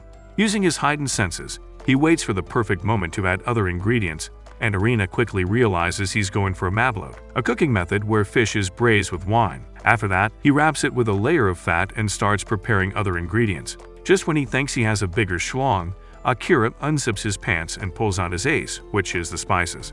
After he's finished, the rich aroma fills the entire arena, and Akira presents canard apicius to the judges. This specific dish is said to have been loved by Apicius, a gourmand in the Roman times. After tasting the dish, the judges turn into onlifens, models cosplaying as ducks, which signifies that Akira has landed a knockout blow to Ryo by playing all the right cards. However, Ryo gets back up on his feet, excited to have sensed passion from his opponent. With oozing confidence, Ryo presents his dish, the eel maplot. The fat he's used has increased the juiciness, and while Taki is busy giving the details, he tells her to shut up and eat. After tasting the dish, the judges are hit with an electrifying feeling in their mouths. Taki is the first one to figure out that Ryo is hidden plums inside the eel. He then asks the judges to take the mashed potatoes and dip them in the sauce, and even though Taki can't stand his guts, she can't resist the urge to wrap her lips around Ryo's so-called masterpiece. After tasting the mashed potatoes, the judges go into full-on ecstasy, making Akira feel like prey. When it is time to declare the winner, the judges freeze because they can't decide a winner for this match. Hanako stands up first and votes in favor of Akira, followed by Fuyumi, who seconds him with a second vote. The audience thinks it's already decided, but Jin votes for Ryo, explaining that he feels explosive masculinity from the eel. Teki cannot choose one because both of them created a near-perfect dish, but she ends up voting for Ryo to tie the score. Sanoka is the last judge remaining, and her vote will decide who gets to face Soma in the finals. When all eyes are set on her, she says she cannot decide on over the other, which infuriates Ryo. However, Jin stands up to protect her and asks the organizers to have a word with him. He explains that if this was a food war, it would end in a draw and a rematch would be held at a later date to decide the winner. But since this is the autumn selection, Satoshi claims that a rematch is out of the picture. As a result, Jin proposes that they let both of them advance to the finals, which will make it the first three-way finals in the history of autumn selection. Just then, the director shows up and accepts the proposal, sending both of them to face Soma in the finals. Akira was 1 point ahead of Soma, and Ryo had the same points as him in the preliminaries, so he is ready to hit two birds with one stone in the finals. After interviews, Satoshi breaks the ice and reveals the theme of finals, the Pacific Sori. In the past, it was considered a lowbrow fish eaten only by commoners, but it is now served in high-end restaurants all over the world. With the theme revealed, Satoshi gives the contestants 10 days to prepare for the most anticipated match of the entire tournament. That night, Soma is in his room going through his stuff when Megumi joins him. She asks where he's off to, and Soma reveals he's heading to the fish market. She wants to go with Soma, so the man waits outside while she puts a kilo of makeup on her face. Later, the two reach the market and Megumi is excited to see so much activity. After some looking around, they finally find Pacific Story, and Soma is confident, because he often cooked it during fall at Yukihira. Just then, they cross paths with Rio and Alice, who have come here to buy the same fish. They go into a pointless argument over what are the signs of a fresh Pacific Story, and even though Rio asserts his dominance by running his mouth, Soma straight up pulls one from the pack. He declares it the best one this shop has to offer, but Rio pulls out a different piece and claims his pick is better. Since they are at odds, they decide to have a small competition to see which one is right and cut it open so Megumi can be the judge. After tasting, she reveals Rio's piece is better, much to Soma's surprise. After Alice gives her long-winded explanation, Rio makes her look like a fool by casually claiming he used a method that has absolutely nothing to do with what she just said. All he did was hold the fish in his hands, which told him everything he needed to know about it. He reveals he has been coming to this market for 10 long years and knows everything there is to know about fish. After Soma is left in the dust, he hears an old lady mentioning that Akira came to the market earlier and picked the best fish without even looking at it, making him realize he is way behind them when it comes to judging the ingredients. Later, he fries the fish he picked and has Megumi taste tested. And even though it turns on her sprinkler, Soma knows his competitors will find ways to make it even better. If he wants to have a chance at winning, he will need to come here every day. But even then, it will be very difficult. Soma recalls coming here with his father, who taught him that it takes nearly 10 years to master just one type of fish. Even if he were to pick the best fish, he wouldn't make it far if he didn't decide on what to make out of it. Meanwhile, the Journalist Club conducts an interview with Akira and Professor Jun, where Jun starts acting like she was in love as a child. They ask Akira how he can pick the best fish without looking, and the man credits his sense of smell for it. Saotsuda is supposed to interview Soma but can't seem to find him anywhere, making others think he is slacking. They ask Rio how he feels about Soma being behind schedule, but the man claims he couldn't care less about his competitors. When the interviewers start pestering him, he gets furious and kicks them out. Both Rio and Akira are hard at work and perfecting their dish, all while Soma is posing as the poster child for depression. However, as he gets some insights from Fumio, he finally gets an idea. Coming back to the dorm, he gathers Shun, Ryoko, and Akumi, only to explain that he will not be going to the fish market on the day of the final. In fact, he will buy his fish 2 days prior and age it for the match. Ryoko specializes in rice malt, Shun is good at smoking, and all of them are experts in aging methods, so Soma makes them all work together so they can bring the trophy home. The next day, he tries 3 different methods for aging, all of which will take approximately 3 days to work. With 9 days left, they will only have 2 shots at making the perfect dish, which Soma believes is not enough. This is why, after putting all 3 methods to the test, Soma uses the first 3 days to go back and forth to the fish market to learn new things. After 3 days, all the fish are ready to be tasted and provide promising results. Each fish has a unique texture and depth, but even then, it does not compete with the fish Rio served at the fish market. As Soma heads back to the drawing board, Akumi tells Megumi to let Soma know that she will do anything he wants to help him win. Meanwhile, Soma is in the kitchen wondering how to overcome this obstacle. He only has one more shot at experimenting, and after a deep brainstorming session, he decides to go buy more fish. Before he can leave, Fumio gives him a little more insight, which somehow ends up giving him the right idea. On the day of the match, Rio and Akira are both picking out the fish and notice that Soma hasn't been here for days. They know he's not the one to give up without trying, which makes them wonder what he could be planning. Soma, on the other hand, is in the kitchen, and it seems like his hard work has finally paid off. After some time, all 3 contestants are brought to the stage, and none of Soma's friends have any idea what he's cooking today. Judging today's final are the school director Nakiri, chief executive Jen, and the head of Nakiri International, Nakiri herself.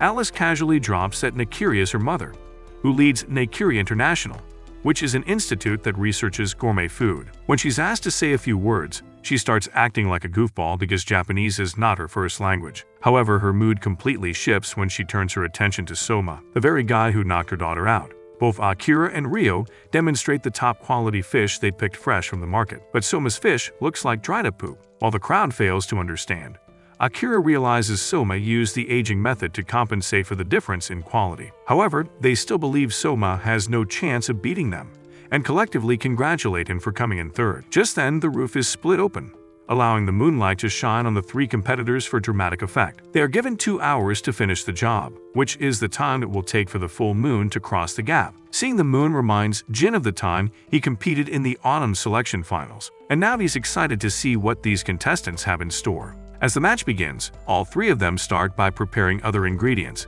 knowing all too well that too much work on the fish will ruin its taste. Judging by Rio's assortment of ingredients, the experts believe he is going for a dish called acqua pazza, which is popular in southern Italy. The dish does not have much seasoning to it, so Irina explains that the quality of the ingredients is of the utmost importance in this case. Jin comments on how calm Rio looks on stage, and Alice reveals it's because he has battled her countless times, which has boosted his confidence. And Kiri recalls the day when Alice was being an insufferable bitch to Rio, because she wanted him to become her assistant. When Rio turned her down, she challenged him to a food war to see who got their wish. Rio lost the first battle but refused to give up, which led to a series of food wars over the course of time. 2 years later, Rio finally managed to beat Alice and turned their relationship from a rivalry to a friendship. As Rio pulls out a heat-resistant wrap, Irina realizes this is Alice's technique, which means Rio has learned a lot from her amid all those food wars. Soon after, the moon reaches halfway, signaling that 1 hour has already passed.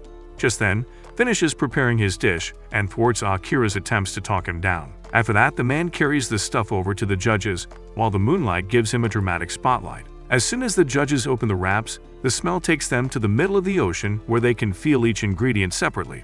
Rio explains that while his dish is the same as acqua pazza, wrapping them in a heat-resistant film turns it into a cartoccio. After tasting the dish, Jin is surprised to feel a rich flavor despite little seasoning. The director notices that he can taste herbs from it, and that's when Rio reveals he wrapped the film in herb butter. Just then, Nakiri goes into a higher plane of existence and starts glowing brightly while yapping every little detail about the dish. Alice explains that while her mother is in this state, her Japanese flows out fluently. The dish is so good, even the director goes bare chest. But when Akira walks in with his dish, some Dark Souls-type boss music starts playing in the background. Seeing Akira's dish, Rio gets frustrated thinking he's not taking the competition seriously, only for Akira to hit him with you-know-nothing Jon Snow. The dish he's presenting is an antipasto, which is designed to pique the appetite of the diners at the start of a meal. Despite his skills in judging the ingredients, Rio believes Akira is going to fail miserably, especially when he pulls out a blowtorch. However, it gives the dish an aroma so mouth-watering it could make a nun reconsider, allowing him to present seared Pacific story carpaccio. The smell spreads through the arena, and Akira can't hold herself back from tasting it. Once she takes a bite,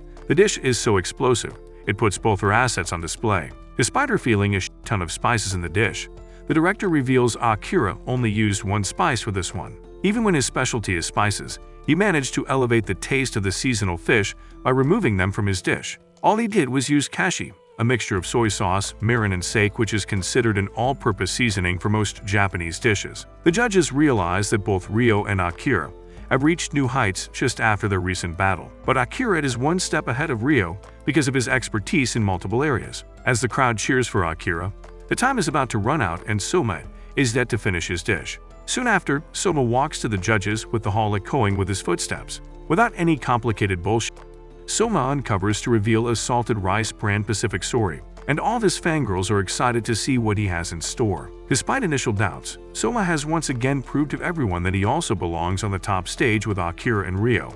After the judges taste his dish, they shower him with compliments, but he gives all the credit to Fumio and his friends who helped him come up with the final product. Using their expertise, Soma managed to come up with his own aging method, and like a fine swordsmith who forges steel into a fine blade, he has created a weapon of his own. Meanwhile, Satoshi notices that despite this year's autumn selection being a blast, Etsuya looks a little pale in comparison. Even though Etsuya pretends to enjoy it, Satoshi figures he was the one who deployed Subaru to target Soma. He had Subaru crush Takumi in front of the world, so Soma would be peer-pressured into accepting his challenge. He schemed in the shadows like some discount villain, but Soma turned the tables by not just reaching the finals, but absolutely clowning on him there. Just then, the judges declare the end of the battle, but Soma reveals his dish is not complete yet, shocking everyone with a simple white soup. Alice believes he's using the same trick he used against her, but Irina senses something different. Once the director pours it onto the rice and tastes it, he immediately goes bare-chest without saying a word. Someone explains that he used soy milk, with a hint of miso and Parmesan cheese to create this soup. Alice goes into the deep anatomy of the molecular structure of the dish, and Irina compliments the combination of this soup with the fish. Just then, one of the judges notices something additional in the rice, which Soma reveals are crunchy pickled plums. Nakiri goes into a whole yapping session in fluent Japanese, taking him back to the time she first met her lover. The audience is shocked to see Soma earn such high praise, and Satoshi uses this opportunity to tell Etsuya that articles that bash Soma sell more than the others. This is because he called this school a stepping stone when he first got here. He went toe-to-toe with Akira and defeated both Alice and Subaru, and despite that, many people refused to acknowledge him as the Walmart tribal chief. Satoshi met Soma's father earlier, who told him Soma did not have any major talent for being a cook, but what he had was an unbreakable spirit. He explained how other people would admit defeat if something fell out of their expertise, but Soma had the guts to challenge his own weaknesses head-on, which differentiated him from the others. While others have a natural-born talent for cooking, Soma's journey is solely based on hard work, and people don't acknowledge him because it means admitting their own lack of effort. However, Satoshi believes that the tide will turn completely after this battle. All eyes are now set on the judges, and the director begins by praising all three contestants for their unique flavor and creativity. He believes all three were on par with each other when it comes to cooking skills alone. When it comes to the choice of ingredients, Akira and Ryo are miles ahead of Soma, but he is able to bridge that gap through his creativity. Since all three dishes are nearly equal, the vote will be decided on the essence of the chef. Nakiri explains that a dish brimming with originality allows one to imagine what the chef wanted them to taste. But right before the judges reveal who won, Akira goes back 8 years in the past when he found himself when his parents declared him a bedtime mishap. He was rescued from the slums by Jun, who was studying under Professor Hagama at that time. From that day on, Akira became a total simp to repay her for changing the course of his life. However, Jun started worrying that she was making Akira put his life into something he didn't want to do. Unaware that this was exactly what Akira wanted, Jun was the one who gave him a purpose in life. So Akira wanted to win to put a smile on her face. As he snaps back to reality, the director announces him as the winner, making the crowd go wild. Just then, Jun runs up to the stage, her eyes filled with tears, and congratulates him on winning. Akira gets lost in the moment and embraces her, which is out of character for him. Jin realizes Akira has been fighting with himself all this time and gives him some words of wisdom. On the other hand, Ryo gets a friendly scolding from Alice, who mocks her for losing and challenges him to a food war once they get back. Meanwhile, Soma recalls the time he spent with his father and asks Akira to give him a taste of his dish. Ryo shows up as well, and despite the competition concluding, it appears that all three of them have developed a friendly rivalry. Walking back home, the squad decides to throw Soma a party to reach the finals, but Soma gets a call and takes off. The call is from his father, who just learned that Soma lost to Akira. Despite that, he acts all goofy and cheerful, urging Soma to push harder. Soma believes leaving Yukihiro was a good decision since he got to learn new things, and now his focus is on creating a dish with his own name on it. After ending the call, Soma's father feels happy because Soma has found people who can pose him a challenge and push him to become a better version of himself. The next day, while the girls come together to cook and Soma meets up with Ryo and Akira for taste testing. Seeing both the girls and Soma pushing themselves harder, the boys get motivated and decide to improve themselves too. Meanwhile, Jun tells the boys to enjoy this time because they will soon be tossed into the stage air. Later, Soma presents 2 omelet wraps to Ryo for taste testing and asks Jun to give them details on the stage air. She reveals it's part of a training program where students are sent to restaurants or food manufacturers so they can develop their skills. Ryo finds it pointless because he thinks he's better than most pros, but the course is mandatory. Additionally, the students must give their best to maintain a good image of their academy or they get expelled. Not only do they need to behave but also leave a visible mark to pass this test. A few days later, Soma is at the station waiting for his pair to show up, who turns out to be Hisako. She immediately starts acting like a bitch, showing no interest in working with Soma. Despite her insufferable behavior, Soma accompanies her to their new workplace, which happens to be a small Western-themed restaurant. Just then, all the customers barge out angry because their orders are taking too long. After they leave, Hisako and Soma introduce themselves to the owner of the place, Mitamura, who wants their autographs. He believes they will become one of the greats in the world, but after the autumn selection, Hisako's morale hit the floor so hard it's now a garnish on someone else's winning dish. Later, they change into the uniform and Soma asks her about Arena, prompting her to reveal she is no longer worthy of being in her holy presence. After some time, she notices that the restaurant is empty, so Soma urges her to work with him as a team. However, she snaps right back into full-on bit mode, bragging about how her vast experience makes her better than him. But when a large horde of customers rushes into the restaurant, she starts losing her shit.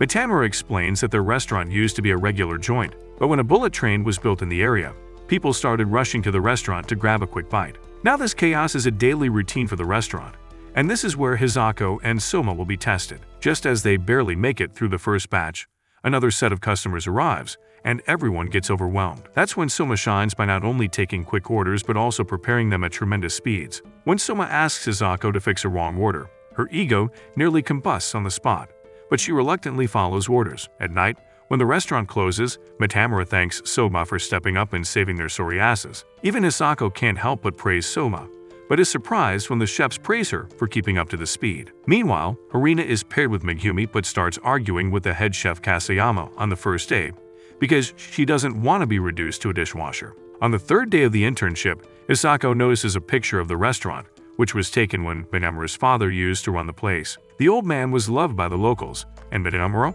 only wants to follow in his father's footsteps. Just then, she notices Soma lost in the thought and pokes the bear. Soma wonders how the others are doing, and Hisako believes Arina must be doing well without her. Turns out the customers love the improved taste at her restaurant, and she has completely taken over the kitchen from Kasayama. She is so confident in her skills that she starts advising the head chef on how to improve the taste. Even though the man is furious, he has to abide by her, because she has improved the taste quite a bit. As Soma walks back home, he believes something is missing, but Hisako thinks everything is going just as intended. He turns around and asks if this is where she really wants to be but leaves before she can answer. The next day, Hisako goes through the charts and learns that the sales have gone up by quite a bit ever since they joined. However, this means things will come crashing down as soon as they leave. Finally understanding what Soma meant, she holds an emergency meeting with the staff. Meanwhile, Megumi is stuck being a dishwasher, worried that she won't be able to make an impact with Arina around. She sums up the courage to suggest a change in the menu, only to get scolded by Kasayama. However,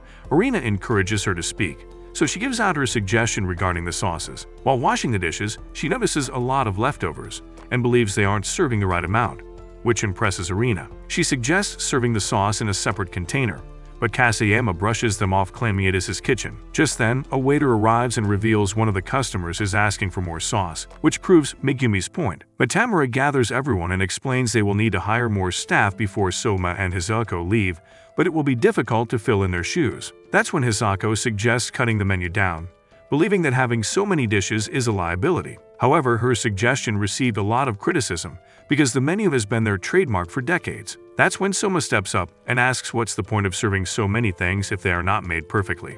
To fix this issue, the restaurant takes a different approach by only serving customers who have made reservations beforehand. Initially, Soma's idea met a lot of skepticism because this could cost the restaurant a lot of customers, but after some encouragement from Hisoka, they decided to go for it. Soon after, Matamura got a reservation from an old customer who stopped coming because the place was always so rushed. However, since Soma has proposed the reservation-only model, all the old customers are popping back in. Unbeknownst to them, Kazu from the Academic Affairs Division is keeping a keen eye on the place and believes Soma and Hisako have overcome one of the criteria for passing the stage air. That night, she lets them know they've passed the first phase and will receive the location of their next restaurant by tomorrow. Meanwhile, Erna gives Megumi a ride in her limo and asks how she's unknown, despite having those massive talents. She gives credit to Soma for helping her come this far, which obviously ticks Arina off because she hates his guts. Megumi then asks about Hisako, which makes the situation even worse. Meanwhile, Hisako reveals she always wanted to be behind Arina, but cannot face her now after suffering a defeat by Akira. Soma also loses to Akira and motivates her to keep pushing, explaining that life must go on despite the losses. To give her a reason to visit Arina, he gives her the manga she promised Arina, prompting her to rush back. Meanwhile, Shinomiya receives a call from her assistant, who lets him know that a student will be joining him as the opening staff of his new place. Chef Jin has personally asked him to accept the student, taking Shinomiya to the time he insulted Jin for lacking talent. Shinomiya says he won't accept anyone other than the finalists of the autumn selection, only to learn that Soma is waiting outside his door. While Shinomiya is intrigued, Soma thinks this is a big opportunity for him to hone his skills. Leaving a mark on Shinomiya will not be an easy task, but this is something he must do to evolve as a chef. Surprisingly, Shinomiya hands him all the cleaning equipment and makes him clean the interior. Service manager Gao reminds him they have to create the menu as well, and Meat Chef Lucy suggests hiring contractors.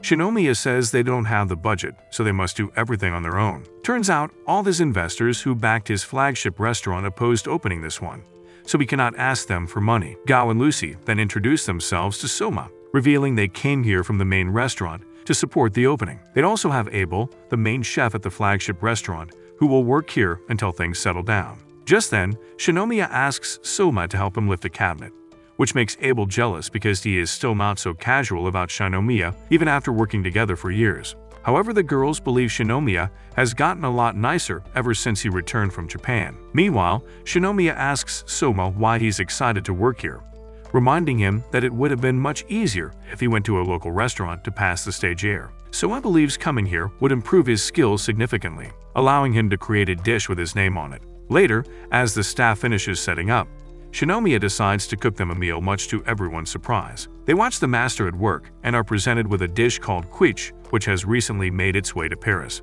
The taste is so explosive it leaves them all in their undergarments, and Soma immediately figures he's used burdock root to develop a crunchy texture. While everyone else sings songs of his praise, Shinomiya himself is not so impressed by the taste and asks Abel to get the wine. Afterward, he promises to take Soma a new heights if he promises to do exactly as he says. The following night, Shinomiya asks Soma to prepare for a soft opening, which Go explains is a trial run before the actual opening. Only close friends would be invited to see how the staff works, and dishes will be changed every day to suit the customer's needs. On the final day, they will have a staff competition for new menu items, so Soma can have an item of his choosing. Just then, Lucy arrives and assigns him the task he'll be doing for the day. Everything seems to be going smoothly until the first guest arrives, which suddenly changes the mood in the entire kitchen. After orders from Shinomiya, everyone gets to work like their life depends on it. And Shinomiya tells Soma to make no unnecessary noise or he'll be kicked out. The three of them work at tremendous speeds and make the guests feel like cheap Harry Potter extras, and Soma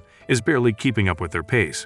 Eventually, he lags behind everyone else, and everyone starts looking at him like he's committed a cardinal sin. When Shinomiya asks Lucy to change the order of preparation, Soma realizes he is a turtle competing in a marathon of rabbits. Eventually, Abel takes over his spot, sternly telling him that he is not yet one of them because he has no tolerance for slackers. He is expecting Soma to give up, but Soma swallows his pride, apologizes, and gets back to work instantly. The soft opening is going to last 5 days, and Soma has no intention of being the weak link in this chain. He is not the only one. In fact, all of his friends and rivals are doing their absolute best to reach new heights, with some managing fine while others falling short. After closing, Abel asks Soma to rest here, but Shinomiya suggests he doesn't join them in the kitchen tomorrow, based on his current performance. He mentions that the workload will only increase each day, so unless he gets that lazy ass moving, he has no place here. Later, Go asks Shinomiya why he's been so rude to Soma, and the man says he is not here to hold his hand. Meanwhile, Soma is in post-nut clarity, thinking about all the experiences he has had so far, not wanting to repeat the same mistake. Soma gets up and studies all night on how to increase his speed. The next day,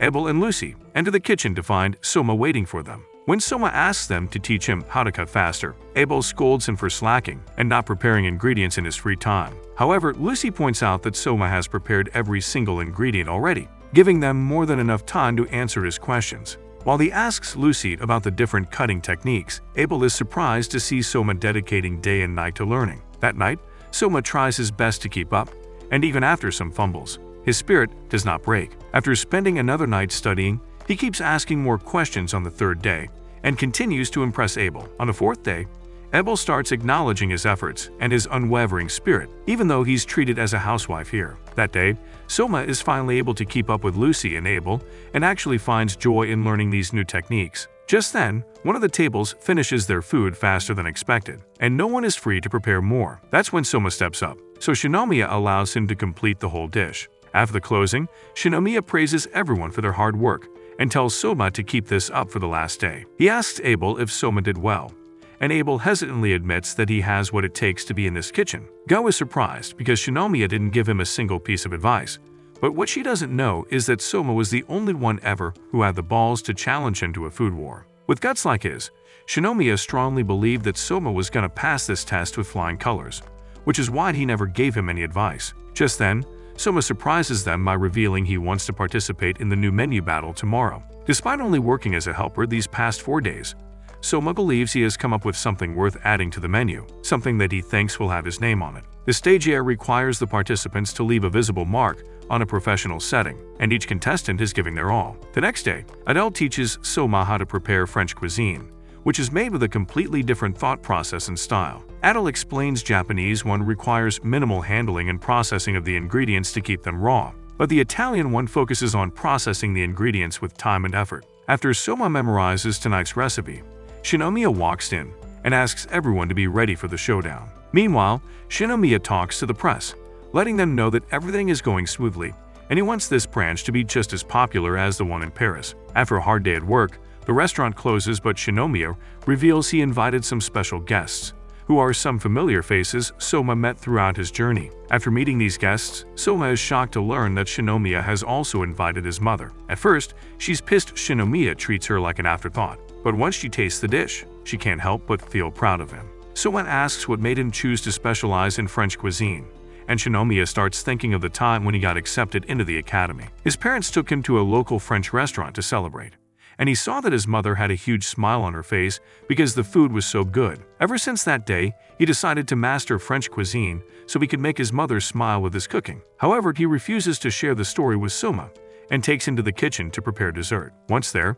he starts yapping about how people have been sitting on so many root vegetables that can be used in cooking. Since he knows both Japanese and French cultures, there are a lot of dishes only he can make, which helps him bag bits from both countries. The main reason for opening a branch in Tokyo was for Shinomiya to face his roots again and showed his skills in the place where he was born. He believes this is absolutely necessary for him to win the Michelin 3-star rating. Later, he says goodnight to his mother, who compliments his cooking with a big smile. After that, it's time for the competition, but Hanako refuses to leave the restaurant. Eventually, the rest of the guests join in as well, especially because they want to see what Soma can make. The result of the stage air depends on his performance, and the guests believe it's unfair because Soma has no experience in French cuisine. In the kitchen, Soma learns Go is also participating in the competition, explaining that she used to be the head meat chef in the main branch. These competitions are held several times a month in the main restaurant, but Go's entry was only used once in 2 years. This is why she switched to customer service management, thinking she'd learn something by interacting with the guest. However, not a day goes by when she does not work on honing her skills. Not just her,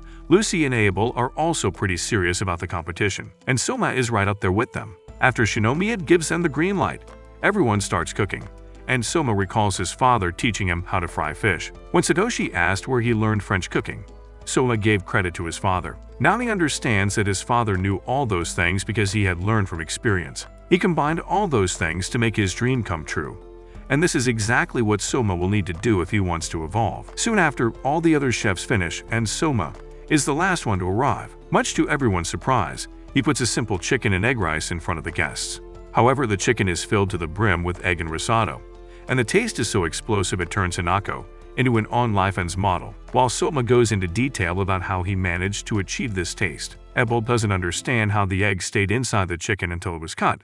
So Soma reveals he wrapped it in cabbage and stuffed it in. Despite a whole lot of encouragement from the guests, Shinomiya thinks the dish is way too unrefined at the moment. He believes it is perfect to be served at home, but it is not good enough to be on Shino's menu. However, he is more than willing to help him remake the entire dish better, and because of that reason, Kazu passes him on the test. After teaching him all night, Shinomiya and the rest bid farewell to Soma, hoping that he would score the first seat on the Elite 10. In the meantime, his friends and rivals are still hard at work, each giving their best to pass the test. That day at the Shino's, a customer asks Abel if they have a special dish on the menu, and he proudly presents him with the dish Soma created. When Soma returns to the dorm, he realizes he is the first one back. Fumio welcomes him and reveals he's received a lot of mail, which turns out to be hundreds of food war challenges from other students. Just then, a second-year student, Kabutoyama, enters the dorm and challenges him to a food war, which he accepts wholeheartedly. His return is featured in the school magazine,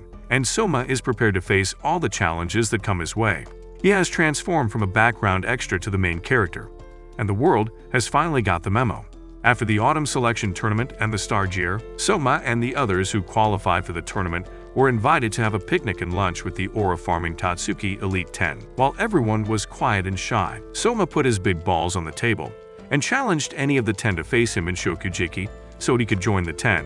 However, none of them accepted, and while Soma is down about that, Megumi is not shocked, considering how amazing they are. She talks about how the fourth seat, Momo, made them a dessert so great that all of them almost bust at first bite. But then, after hearing Soma's declaration, Kyuga told him that if he can defeat him in anything cooking-wise, he would gladly accept a Shokugeki against him. To his surprise, Megumi shows her support, and she says that she believes that Soma is a great chef who can do it. Just then, a giant truck passes by, and when Soma asks what it's carrying, Megumi informs him that it's almost time for their school's annual festival to celebrate the end of autumn, and she adds that in the center of the festival are students' booths where they can sell their food. Hearing that, Soma grins, realizing he just got an idea.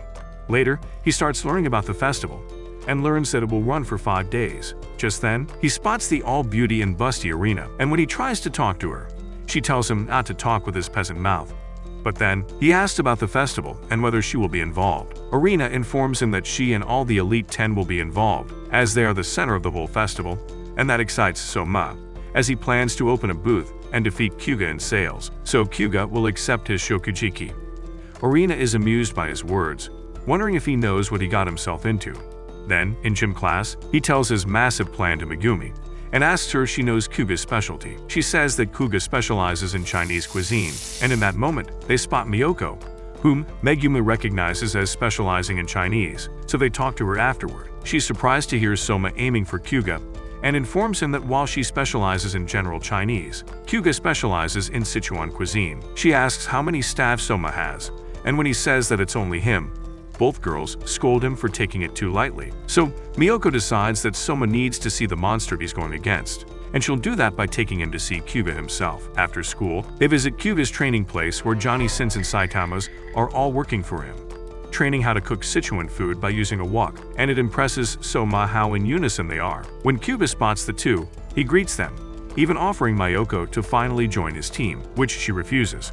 Soma directly tells Kyuga that he is here to see his preparation for the festival and see what he has planned, so Soma can defeat him in sales and they can have their Shokugeki.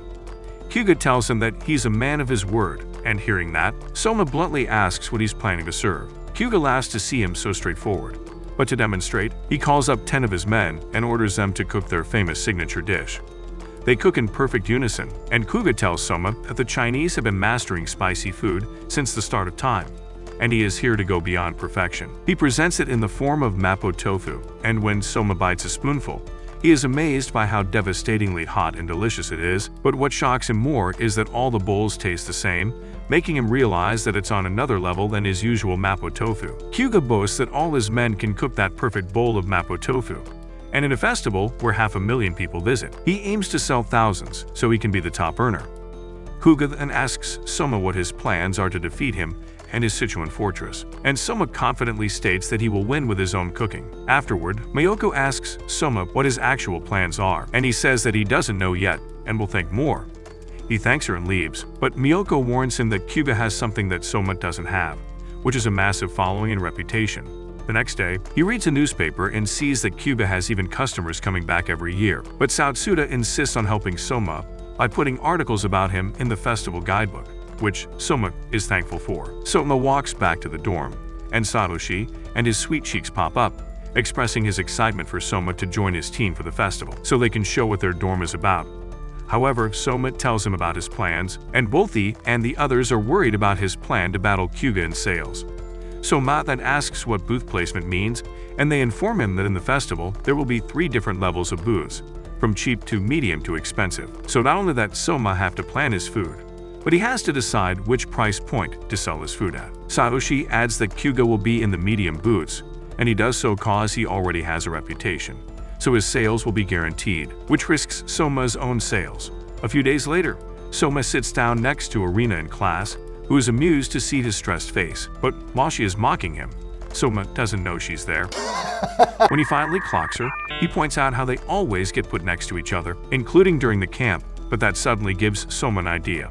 Later, at the booth application center, the busty Akumi is having a standoff against the creepy Now over who gets the booth spot, and they decide to have a Shokugeki. But when Arena and Hisako pop up, they both stop. Just then, Yukihira shows up with his booth application, and when the booth tellers see it, they are in shock to see that Soma chooses to put his booth right across Kyuga's booth. But then, Soma announces that he is serving Chinese food, shocking everyone there.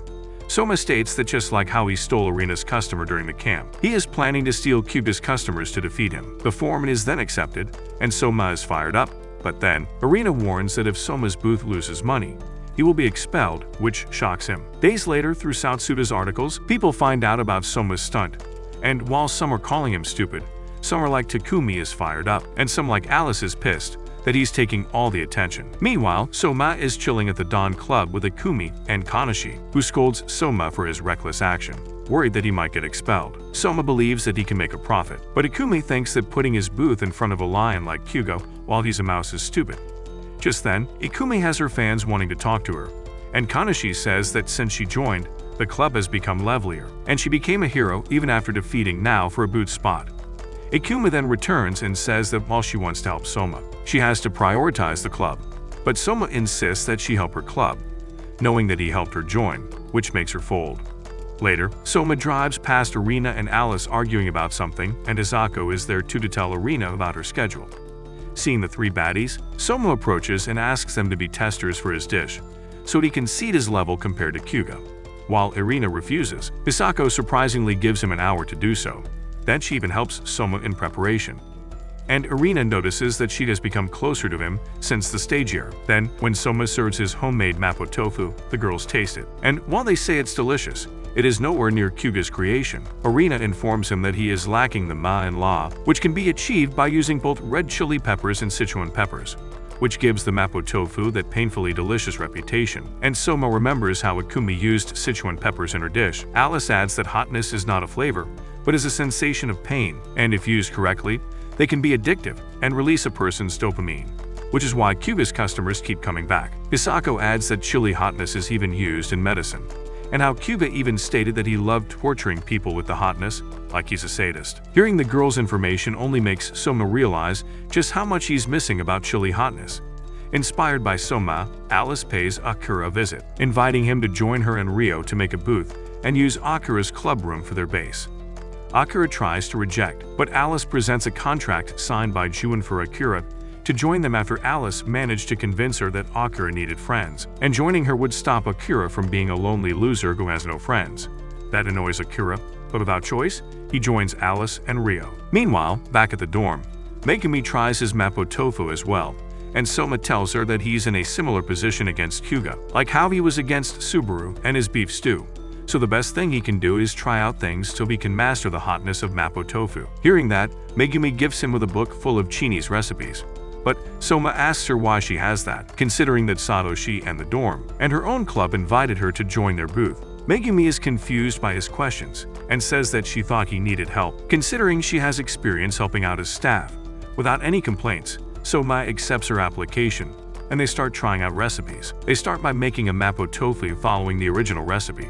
But when they taste that it's not hot enough, Soma goes full nuclear, making the mapo tofu hotter than a video involving Johnny Sins and your mother, sacrificing his lips in the process. When Megumi tastes it, she turns into a dragon, but Soma is not finished and cooks other extremely hot Chinese foods, burning Megumi's lips. Soma notices that his dish only has hotness, different than Kyuga's, which has hot and umami. Megumi informs Soma that Kyuga created and modified his own ingredients to fit his cooking, and Soma sees that Kyuga has truly reached a level where he has infused himself in his cooking. The next day, all the students are occupied making their booths. Satoshi presents to Soma and Megumi the booth he and the dorm will use, putting forward the idea that their bond creates the best flavors. Soma asks why he dresses like he costs $1 an hour, and Satoshi says that sweet cheeks will never go out of fashion. Then they go look around other booths, which Megumi finds exciting. They walk past Isami and Takumi's booth, selling Italian food, and Takumi warns Soma that he's not the only one who has changed since the autumn selection, and that he will defeat him one day. Elsewhere, Alice and Akira butt heads on who should lead, but Alice shows a video from June encouraging Akira to enjoy student life and make friends, forcing him to obey Alice's orders. Just then, Soma sees Kyuga and his men building their booth, like it's the Great Wall of China. But the bald-headed slaves assure Soma that they are having fun. Kyuga warns Soma that their storefront is equally important, and he half-heartedly prays that Soma doesn't get expelled, not wanting to see potential die away. Hearing that, Soma starts thinking about his storefront and gets an idea. He sends Megumi to ask Miyoko for something, and she happily gives Megumi what Soma is looking for, stone ovens, similar to the ones his father used. Megumi thanks Miyoko for the assistance, but Miyoko thanks Megumi for inspiring her to be a kinder person. Then, the day of the festival arrives, and the students gather to hear from the academy's director, Senzaemon. Alice is excited to start the festival, even though her two members are completely overworked, and she tells Soma good luck when Kyuga and the Elite 10 walk by, reminding him of his goal. Then, the director starts by singing the school anthem, and while Soma has no idea how it goes, everyone else sings it, leaving Soma as the only one lost. After the anthem, while Senseiman makes his speech to the students, Kyuga reminds the first seat, Tsukasa, of the promise he made to Kyuga. Then the festival starts, and Kyuga's men laugh at Soma's small booth, compared to their fancy one. But Soma smiles and starts his first food item in the form of a beef bun. People start to line up in his booth, and when they try out his beef bun, they cream to how tasty the meat is, saying how it tastes like actual meat is tickling them from the inside. What do you mean by that? Which gives Soma hope. But after the first two customers, they struggle to get more, as Kyuga's booth starts to heat up. Jugen himself pops up and tells Soma that while his idea of selling black pepper beef buns is a great idea, it's pointless if no one eats it, especially not when his juggernaut of a booth is across the street. Around the festival, others start to make their moves as well. Sayoshi and the Polar Star crew, Arena and her gourmet restaurant, Akumi and the Don Club, Takumi and the Italian booth, and Akira and his messy team of Alice and Rio, who bought too much turmeric and too few tomatoes due to Alice's stupidity. Back with Kyuga, alongside the addictively hot Mapo tofu, he's selling other Chinese foods, making customers scream and bust to the hot goodness, while across the street, Soma and Megumi are desperately trying to get people to try their meat bun. Then, near closing time, Kyuga counts that Soma only sold a laughable amount of tickets compared to his mountain-sized ticket sales, which intimidates Megumi. Kyuga mocks Soma, saying it was a mistake for him to challenge him, but Soma stays composed and unfazed against his words. Then from the speakers, it's announced that on the main, cheapest floor, Mikumi's Don Club came third in sales, while the Aldini brothers came first. Then, in the central, medium floor, Kyuga's Chinese booth comes in first place with ticket sales doubling the second place. But both Akumi and Takumi worry for Soma, who doesn't even crack top 3. Then, they read in the papers that both Soma's booth and Alice's booth have the highest losses in sales, and Arena explodes in anger at them for making a bad name for their generation. Akira starts blaming Alice for stupidly ordering too much turmeric for some reason, and he begs Rio to do something about his master, but Rio simply can't do much about her. Meanwhile, Akumi and Takumi worry for Megumi, who can be expelled for losing profit. But when Soma pops up, he relaxingly offers the others his leftover meat buns for dinner. While everyone else happily eats, Arena refuses to taste Soma's meat, saying that her tongue doesn't recognize his cooking as her equal. Both Rio and Akira give him input on ideas and ingredients to use, and Soma accepts all of them, adding them to the already delicious creation he and Megumi made, alongside Akumi, who helped them with the recipe. They then look at the Elite 10 and see that Momo came fourth on the rich floor, while the first seat, Tsukasa, came fifth, but Arena informs them that, unlike them, the Elite 10 focuses more on enhancing their already marvelous skill even further in this festival. Soma sees that Arena came second and wants to visit, but Arena says that he's too broke to do so, and her booth is for reservations only. Arena then tells Soma that he should focus on defeating Kyuga, but Soma doesn't see it that way, confusing everyone there. Just then, Ikumi gets a call from Kanishi, urging her to return, and the others think they all should do the same, but before leaving, Ikumi warns Soma not to let Megumi get expelled because of him, while Takumi doesn't want him expelled. Later, during preparation, Megumi is bamboozled when she finds that they're all out of meat, despite not having many sales. When she goes to ask Soma, she finds him handing keys to a mysterious figure, but when asked, Soma brushes her off and asks that they focus on preparations. The next day, the festival continues, and in the Polar Star booth, they start putting pictures of the dudes looking handsome to attract desperate single mothers into their booths to find hot baby daddies, and it works miraculously. The others also up their intensity, including Nao's horror-like food, which attracts weird people who like food that smells like your dad's crusty left toe after he got off work. Among the crowd, the second seat, Rindo is exploring the booths and admires the 8th seat, Kyuga's booth, for its grandeur. But then, she notices Soma's small food stall selling black pepper meat buns, but to her interest, she sees that he's serving something new as well. That night, it is announced that Kyuga's booth wins first place in sales again. But when Kyuga reads the papers, to his surprise, Soma is rising through the rankings.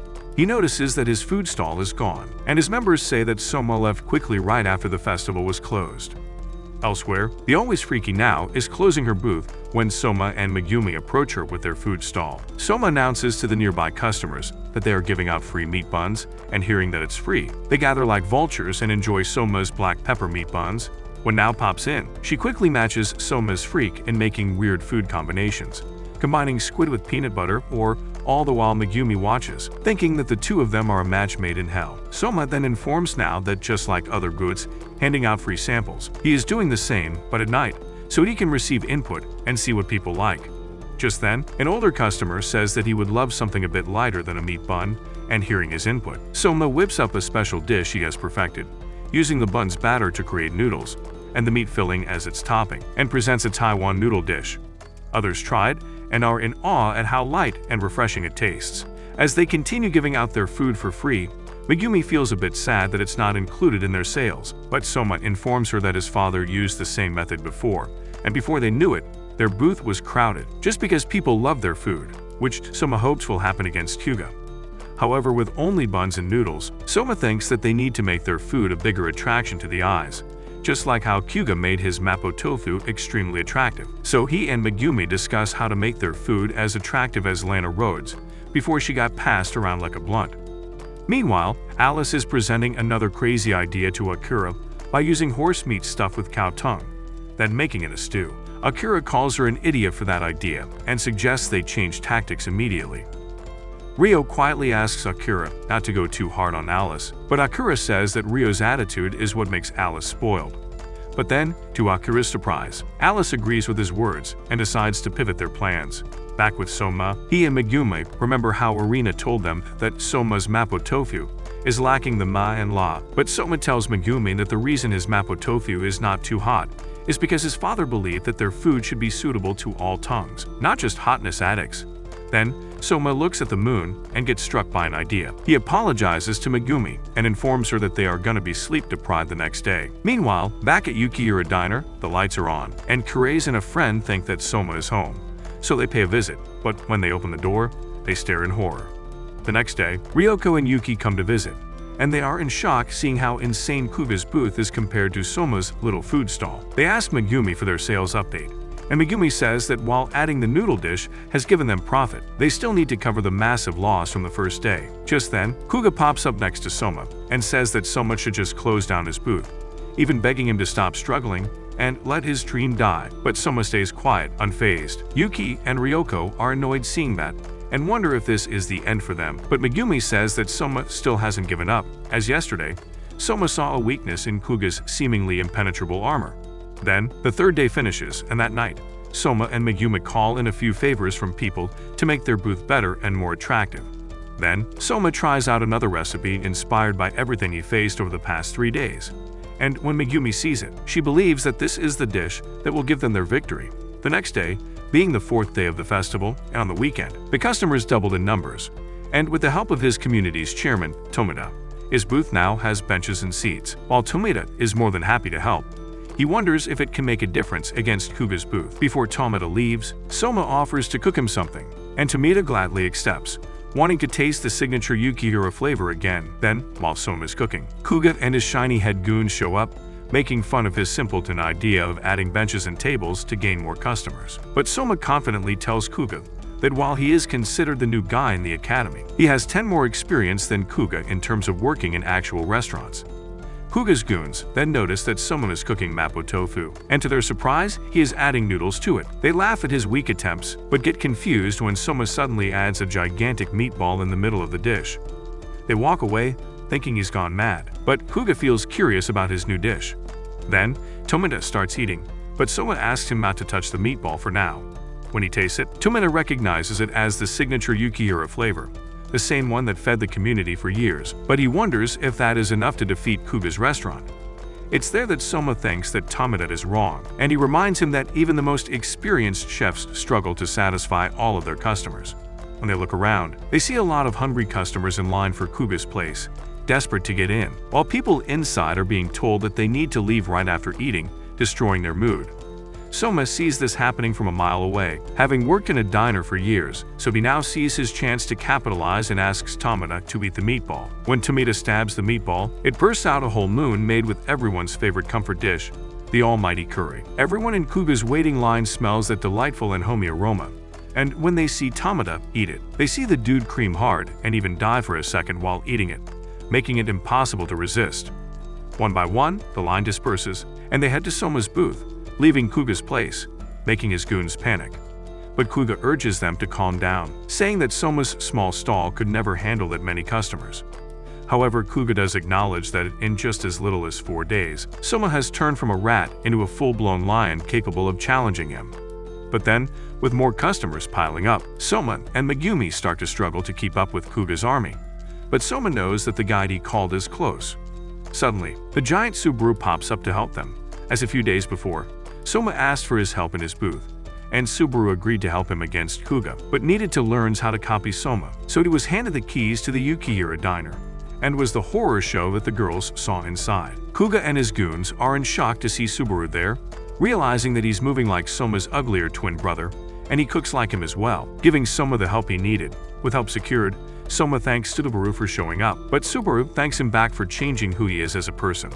On the other side of the restaurant, Megumi is locked in and serving everyone gracefully, giving them the best service possible, and Tomita acknowledges how amazing she is at it. Later on, when the place is getting dark, Megumi's regional cuisine club shows up with lanterns that she had asked them to bring, and they form gorgeous lantern walls around Soma's booth, making the ambience both dreamy and calming, attracting even more customers. Megumi thanks her club captain for the help, and the guy tells Megumi that while he was sad that she didn't join their booth, he is proud to see the battle she is fighting, which touches Megumi.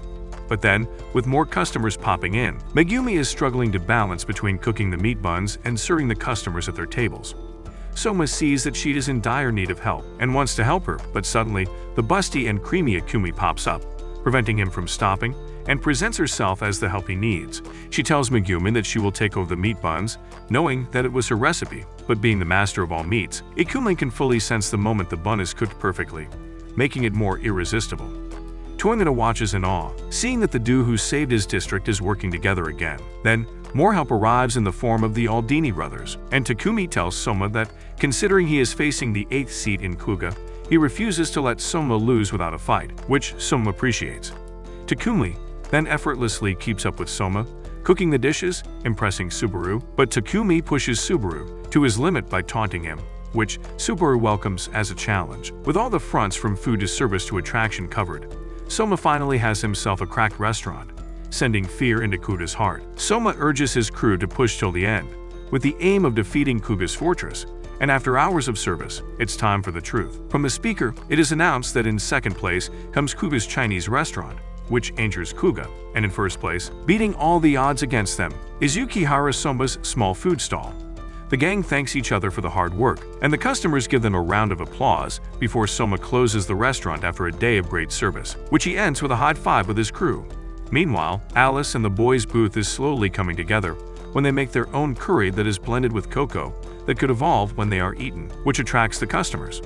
Akira smiles at this new development, and from afar, June is watching like a proud mother seeing her son make friends. Meanwhile, Kuga is completely heartbroken by the loss, realizing he failed to catch up to Tsukasa, when his senior, the second seat, Rindo, pops up to cheer him up and teases him for losing to Soma. He gets pissed by her teasing, but admits defeat, so he tells Soma that he will do a shokugeki with him. But Soma stops him and says that he hasn't won yet, as the winner is declared to the one with the most sales in the festival. So he declares that the fight is not over.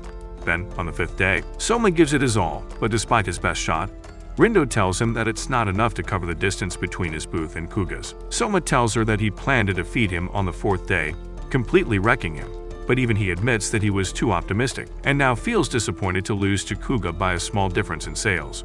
Then, it's announced that Soma's booth comes in second place in total sales, while Kuga's restaurant comes in first place. Elsewhere, the Aldini brothers come first in their area, while Akumi's Don booth comes second, and Alice's booth magically comes third. In Kuga's restaurant, Rindo eats and chuckles at how similar Kuga is to Soma.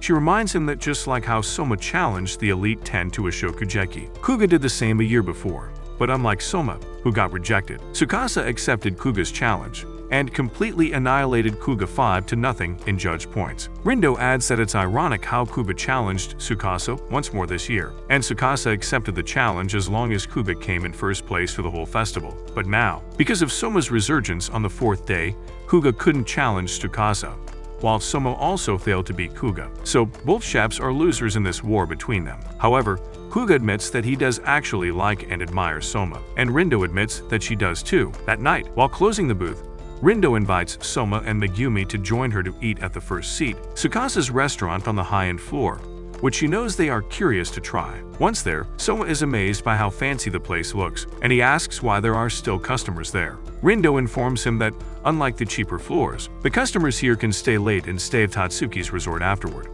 Megumi worries that she doesn't have enough money to eat at Tsukasa's place, but Rindo assures her that she will be treating them. Soma realizes that this is the place where, apart from Kuga, all the other Elite 10 are cooking. But Rindo adds that Izan chose to be a businessman and run 20 booths by himself in cheaper places, which amazes them.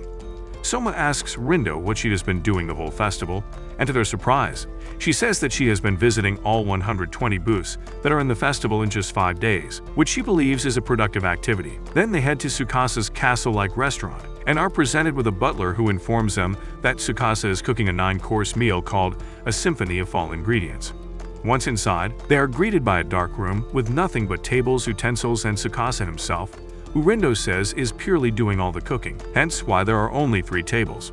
Soma wonders how confident Tsukasa is to cook a 9-course meal by himself. Rindo reveals that Tsukasa is actually a nervous wreck who worries about every single thing. Then they are served their first dish, and Soma recognizes it as sakura shrimp, which is supposed to be a spring ingredient and not a fall ingredient. But when he and the girls take a bite, they all transport to another dimension, one where flavor is king, but when they swallow it, it turns them to their birthday suits, and Rindo squeals out of joy at how Tsukasa used the shrimp, knowing that it would taste better in the fall. They then eat the other dishes, and the more Soma eats, the more he realizes that Tsukasa rises to the #1 spot by being perfect in recognizing and maximizing his ingredients, while still ensuring there's harmony in what a toad would taste, which makes Soma realize that he is nowhere near Tsukasa. Just then, Tsukasa pops up full of aura, but it quickly collapses when he starts asking questions about the room temperature and if they feel too cold. Rindo scolds him for it, reminding him to have more confidence in himself, especially with his eyes that are capable of seeing ingredients. Rindo then asks him to make something Tsukasa is passionate about. But Tsukasa informs them that, unlike other chefs, he doesn't infuse himself in his dish and only prioritizes maximizing the ingredients, which becomes his way of cooking. As Tsukasa walks away, Rindo tells the others that through his method of madness, Tsukasa earned from critics the nickname, the White Knight of the Table, which Rindo thinks is so cool. However, despite his anxious and nervous attitude, Soma points out to Megumi that Tsukasa never once asks their opinion about his cooking, which shows Soma that, unlike other chefs, Tsukasa has full belief that his food will always be perfect. Meanwhile, Arina's restaurant is full with customers, but she purposefully leaves one table empty, hoping that the person she looks up to, Joichiro, would show up and taste her cooking. Just then, they watch someone enter the place, and Arina fully expects it to be Joichiro. But to her and Hisako's shock, it turns out to be a pasty-looking Chad who introduces himself as Azami, Arina's father. Meanwhile, Soma and Megumi are on their way back when Soma has the great idea of visiting Arina's place, wanting to taste more food above his level. Back with Arina, she is frightened at the sight of Azami, and the dude starts roasting all of her customers, saying that ugly and disgusting pigs shouldn't be allowed to eat her cooking, so Arina should be more selective. The customers confront him, reminding Azami that he has been banned from the academy for good, and Hisako knows him as the academy's very own Voldemort, which makes her curious about what he did to Arina. Then, the hot Sendawara sisters tell him to watch his mouth, and Azami says that he is here to return to the academy and fix their teachings so they will understand the real taste of food. However, he states that every one of them, and the food they are eating, is not real food, and they are all not worthy, making them all disgusting rats and their food nothing but feed. He then demands that Arina cook for him, as he wants to know her growth for the past decade. But Arina is frozen in fear. Hisako says that there is no place for him to dine, but Azami nonchalantly sits down on the empty seat meant for Joichiro, completely defiling the place Arina prepared. Suddenly, to Hisako's joy, Soma walks in without care, demanding to join in eat Arina's food, even offering his meat bun as a trade. Not feeling the tension in the air, he sees Azami sitting alone and asks to share a table with him, but Azami feels disgusted by the sight of Soma, so he gets up and walks away from the restaurant. But when he is about to exit, cars line up to face him, and the rector, Senseiman, demands that Azami leave and never come back, as he has no right to set foot in the academy. Everyone watches the meeting unfold, and Azami reminds his own father that he is the man responsible for Arina having the god tongue. But Senseiman says that his greatest mistake was leaving Arina with him. Just then, Rindo pops up to join the others, and when she learns that Azami is here, she changes her tune completely. Senseiman reminds Azami that in this academy, cooking is the only way to reach the top, But Azami states that he is here to change that. He says that the Elite 10 holds more power than the director himself, and if they want to change, they can vote for it. Suddenly, Azami pulls out a letter filled with 6 out of the 10 elites, voting to elect Azami as the new director, replacing Senzaemon. And among those names are Rindo and Tsukasa, as they both want to see a tyrannical change. The next day, the news spread fast, and the Polar Star Dormitory is surprised by the change of director. And even Satoshi was blindsided by the change. The Elite 10 then finalizes the change, led by Tsukasa. With him in power, Azami starts his reign by addressing the media, promising that with him at the helm, he will take Tatsuki Academy to greater heights than ever before, which they all applaud. The people watching think that he is actually a stand-up guy, but behind all of that, Azami decides to walk around the campus, and the first move he does is he confronts Hisako and fire her.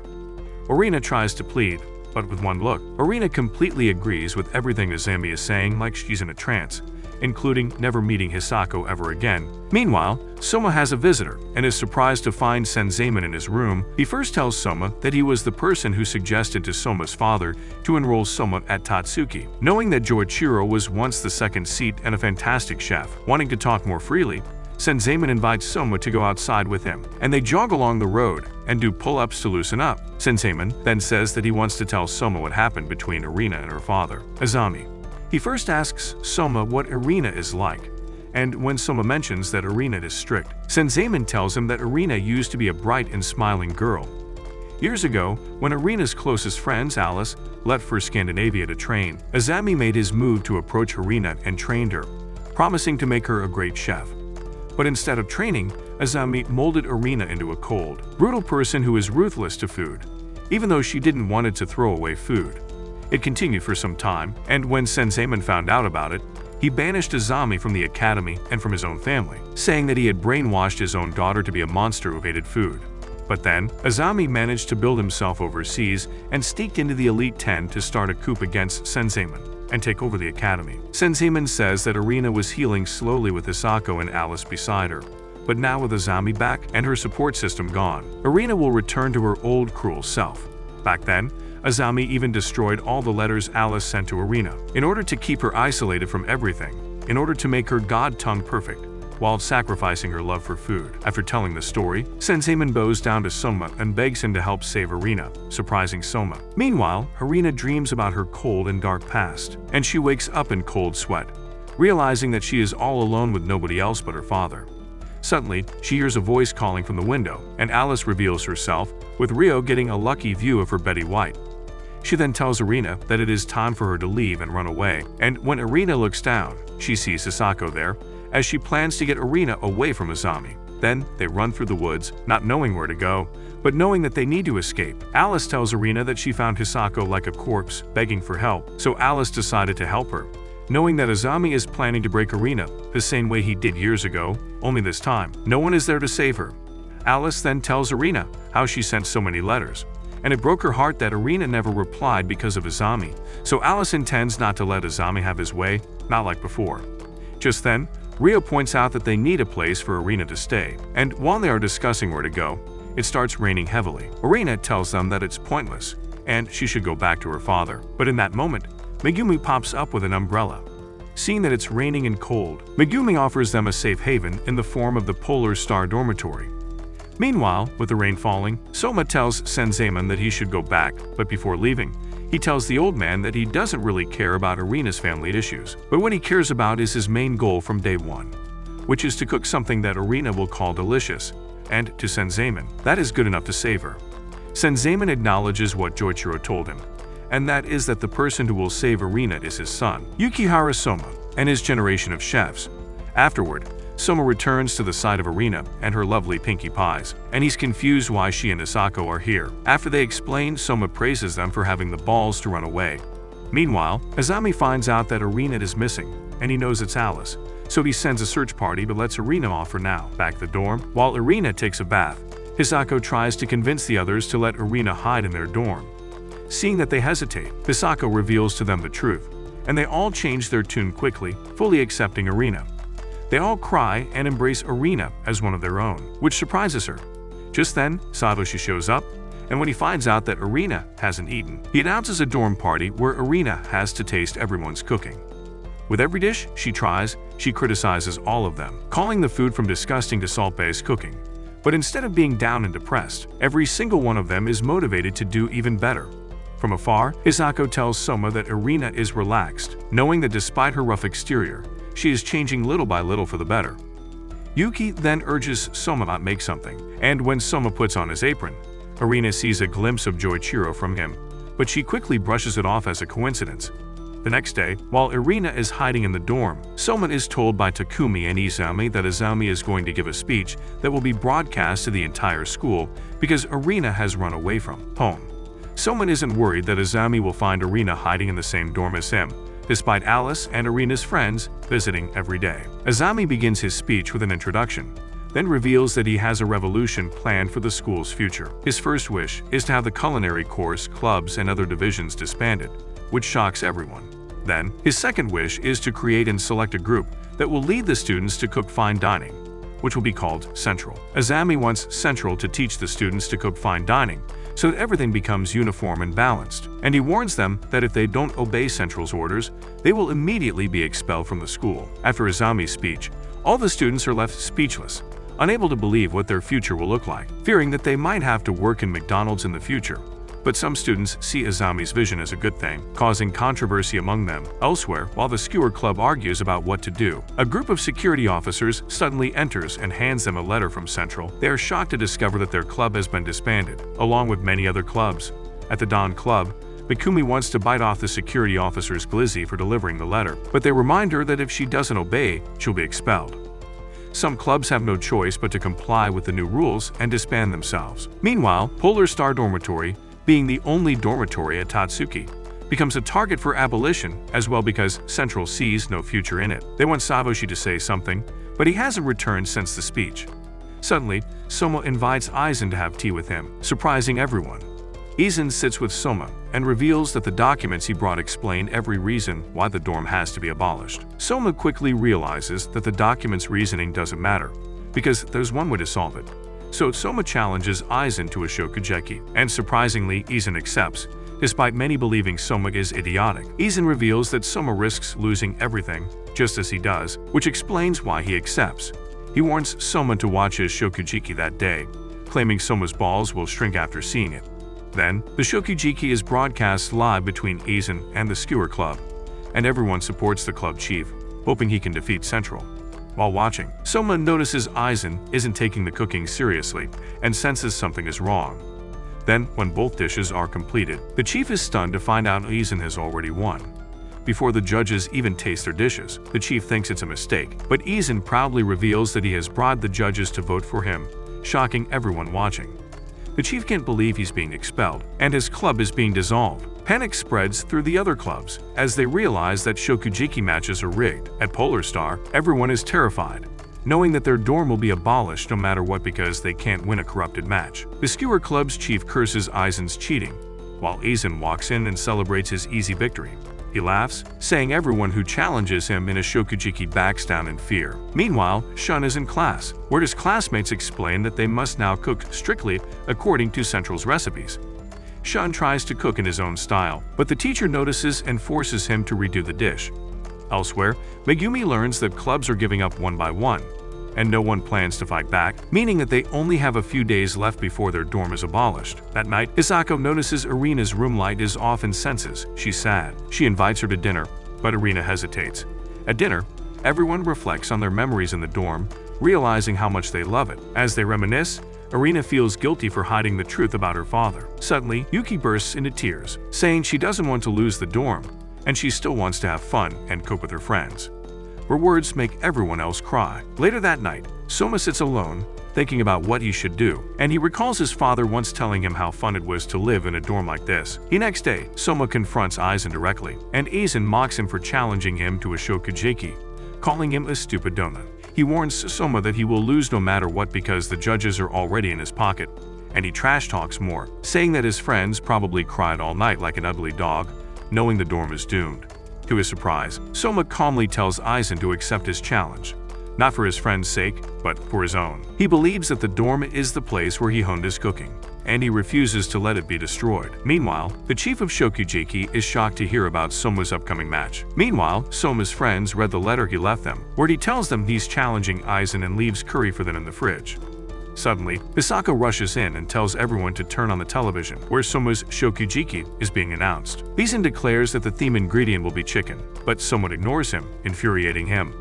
At that moment, Rindu appears, saying the Elite 10 have been overworked ever since Azami took control, and she admits she's impressed by Soma's usual recklessness. Before the Shokugeki begins, the judges call Soma a fool for challenging Aizen after what happened to the Skewer Club. Rindo reminds them that Soma is tougher than he looks and not easily broken. Then, like a supervillain, Aizen reveals his plan that his goons are going to evict Soma's friends while the Shokugeki is happening. Meanwhile, Soma's friends look out the window and see a crowd surrounding the dorm. They realize Aizen's men are there to force them out and speed up the abolition. Just as Soma steps into the arena, ready to fight for everything they have left, Aizen tries to get inside Soma's head, offering him one last chance to surrender, but Soma refuses. Rindu steps in and reveals that if Soma keeps going, Aizen will have to pull his men back and stop the eviction of the dorm. Then, Soma focuses on cooking and declares that he's making gyoza, confusing Rindu. The judges already look down on him, thinking it's foolish to use high-quality chicken for a simple comfort food. Aizen tells Rindu to stop joking around, but immediately shuts up when he remembers she's older than him. As Soma prepares the ingredients for his gyoza, Aizen mocks him, claiming he's already lost interest in cooking and should just surrender. He calls his men to check on the eviction, but he's surprised to learn they're in trouble.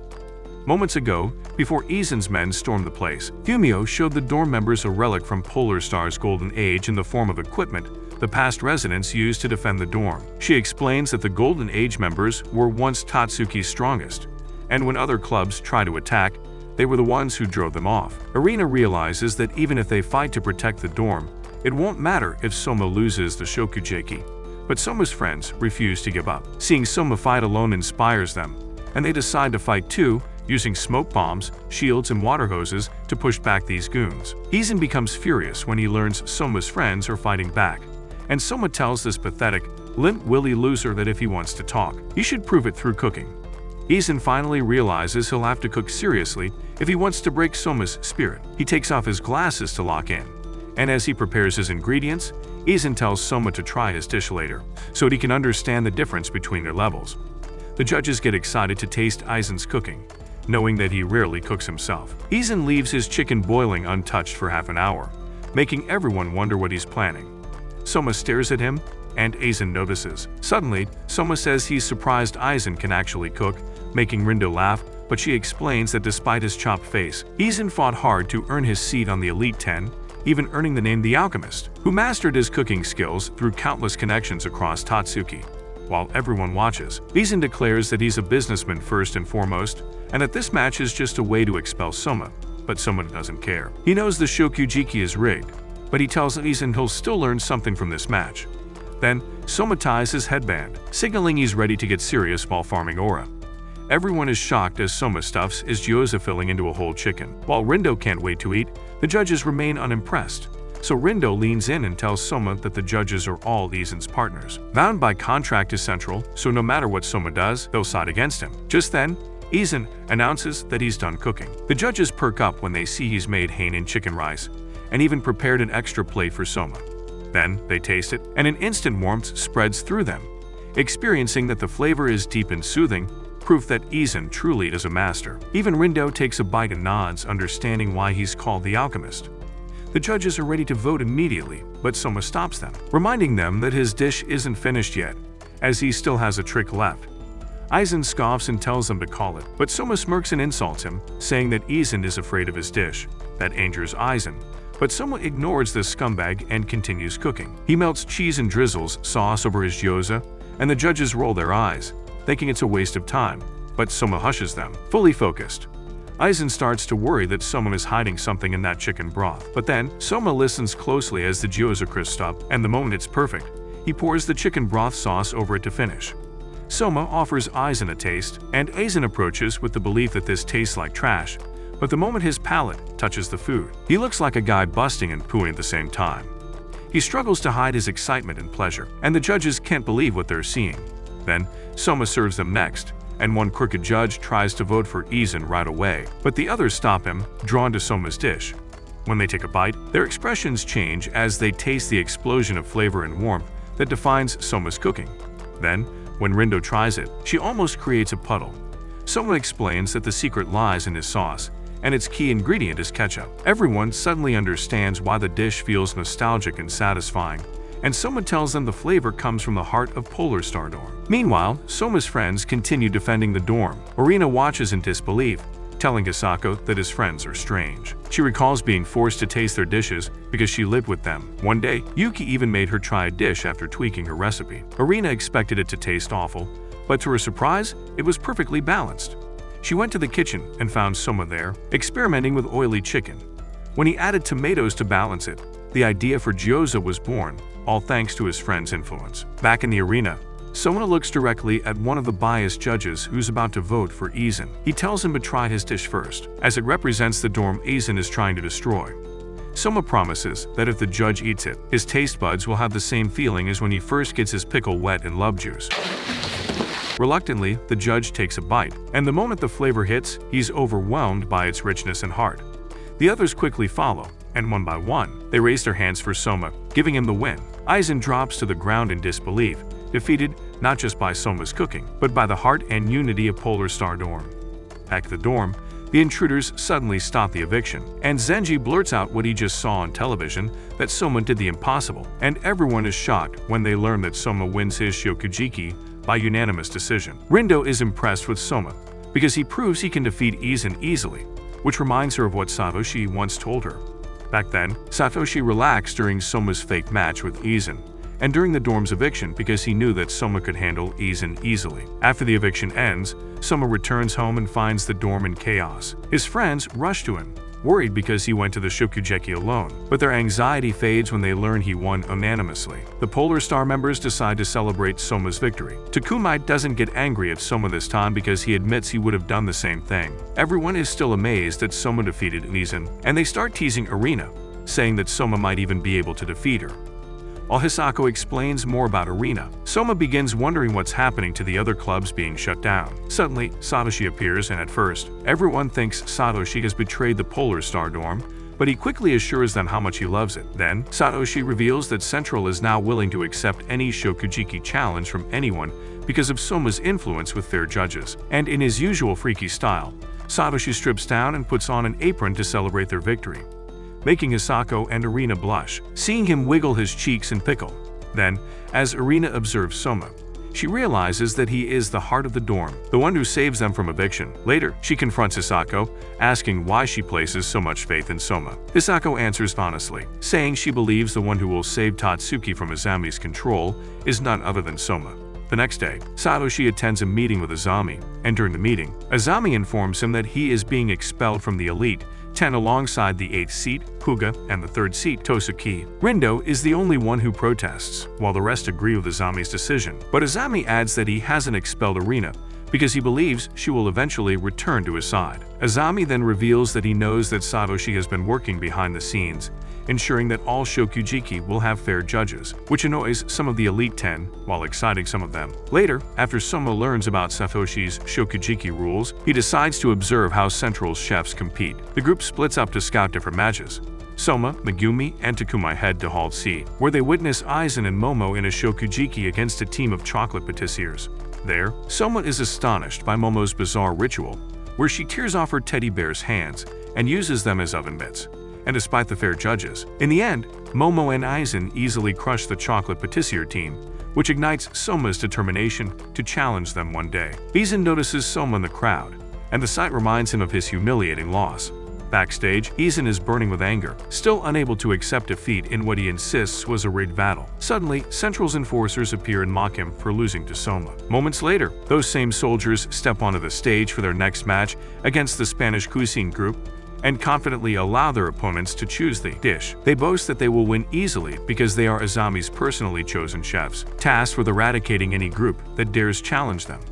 Despite their deep study of Spanish cuisine at Tatsuki, the Spanish group is effortlessly crushed. Then, one of the Central soldiers, Rentaru, picks a member of the defeated team and offers him a choice between gobbling his glizzy, getting expelled or disbanding the group. The Spanish chef chooses to disband his group, and Rentaro takes this chance to declare that all other clubs should surrender and bow to Central. Soma and Takumi can't stand his arrogance and confront him, refusing to accept surrender as an option. Rentaro recognizes them immediately and boasts that he is one of Azami's chosen next-generation chefs far above their level. Takumi mocks him, calling him a low-confidence, small-willy, smooth-brained idiot, which angers Rentaro. He tries to confront them, but Shijimiki restrains him, reminding him that he still has another match to fight. Soma and Takumi watch curiously as the next challengers are revealed, Alice and Rio. Alice confidently declares that she now leads the cutting-edge cuisine society. Having defeated the former chief years ago, she recalls how Rentaro once came to her, announcing that her society would be disbanded unless she accepted a shokugeki against him. Although Alice cherishes her position, she initially has no interest in battling him. Rentaro arrogantly tells her and Rio to bow down and accept Azami's rule, which infuriates Rio. Feeling attacked, Rio decides to fight back through cooking. Sharing his frustration with Azami's regime, Alice accepts the shokugeki and declares that Rio will be their representative. Before the match, Rentaro recognizes Rio's name and tries to get inside his head, claiming he will crush him easily. Refusing to speak idiot, Rio glares at him and fires back, promising to crush Rentaro first. Then, Rentaro and Rio's shokugeki begins, and Megumi immediately notices how much Rio has improved since the last time she saw him. Rio works on a salmon dish, filleting the fish effortlessly and impressing everyone in the audience. Not to be outdone, Rentaro quickly copies Rio's movements and performs the same task flawlessly. But then, Rio surprises the judges by preparing bread dough and 2 different types of rice, making them wonder what kind of dish he's planning. He mocks Rentaro for merely copying his work, which infuriates him and reminds him of Soma and Takumi. Enraged, Rentaro pulls something from backstage that shocks everyone. Meanwhile, in Halbut, Soma's friends are horrified that Central manages to win every shokugeki. They're especially nervous about the 6th seat of the Elite 10, Kinakuni Nene. Over in Hall, as Central also crushes every club that dares to challenge them, which worries Soma's friends because it means Azami is one step closer to total control.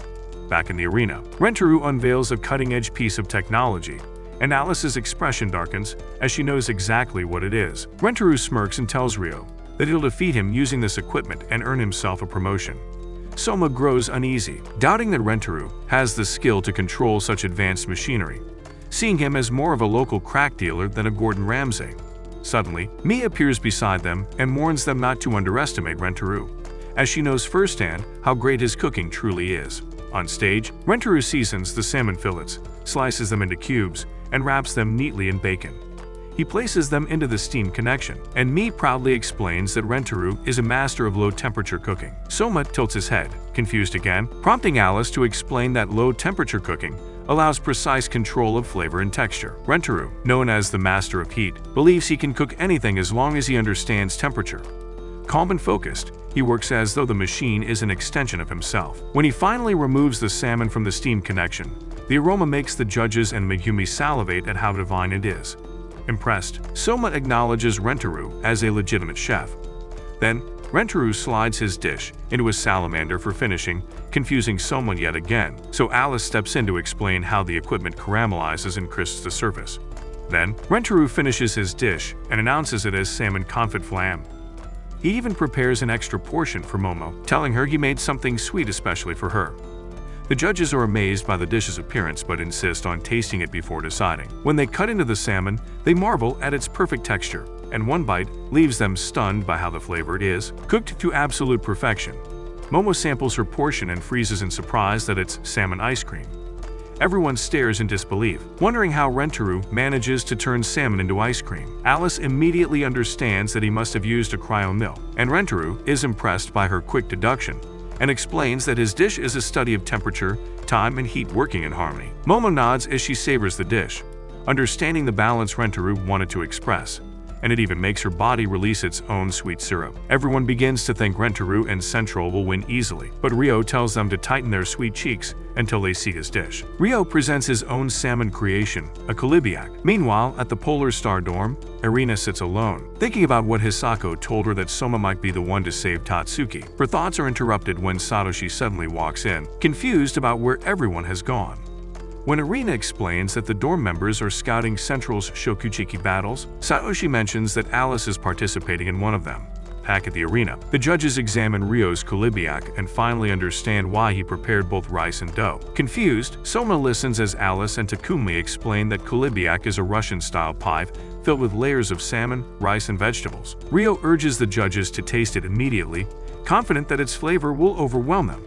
The moment they take a bite, their eyes widen as they can taste every ingredient blending perfectly. Alice secretly shows Megumi a small portion she saved and offers to share it. Megumi takes a bite and gasps as the taste fills her with warmth and delight, like she went rounds with a loved one. The judges are deeply impressed, noting that only a chef with immense experience could craft something with such balance and depth. But then, the judges are torn, unsure who deserves to win.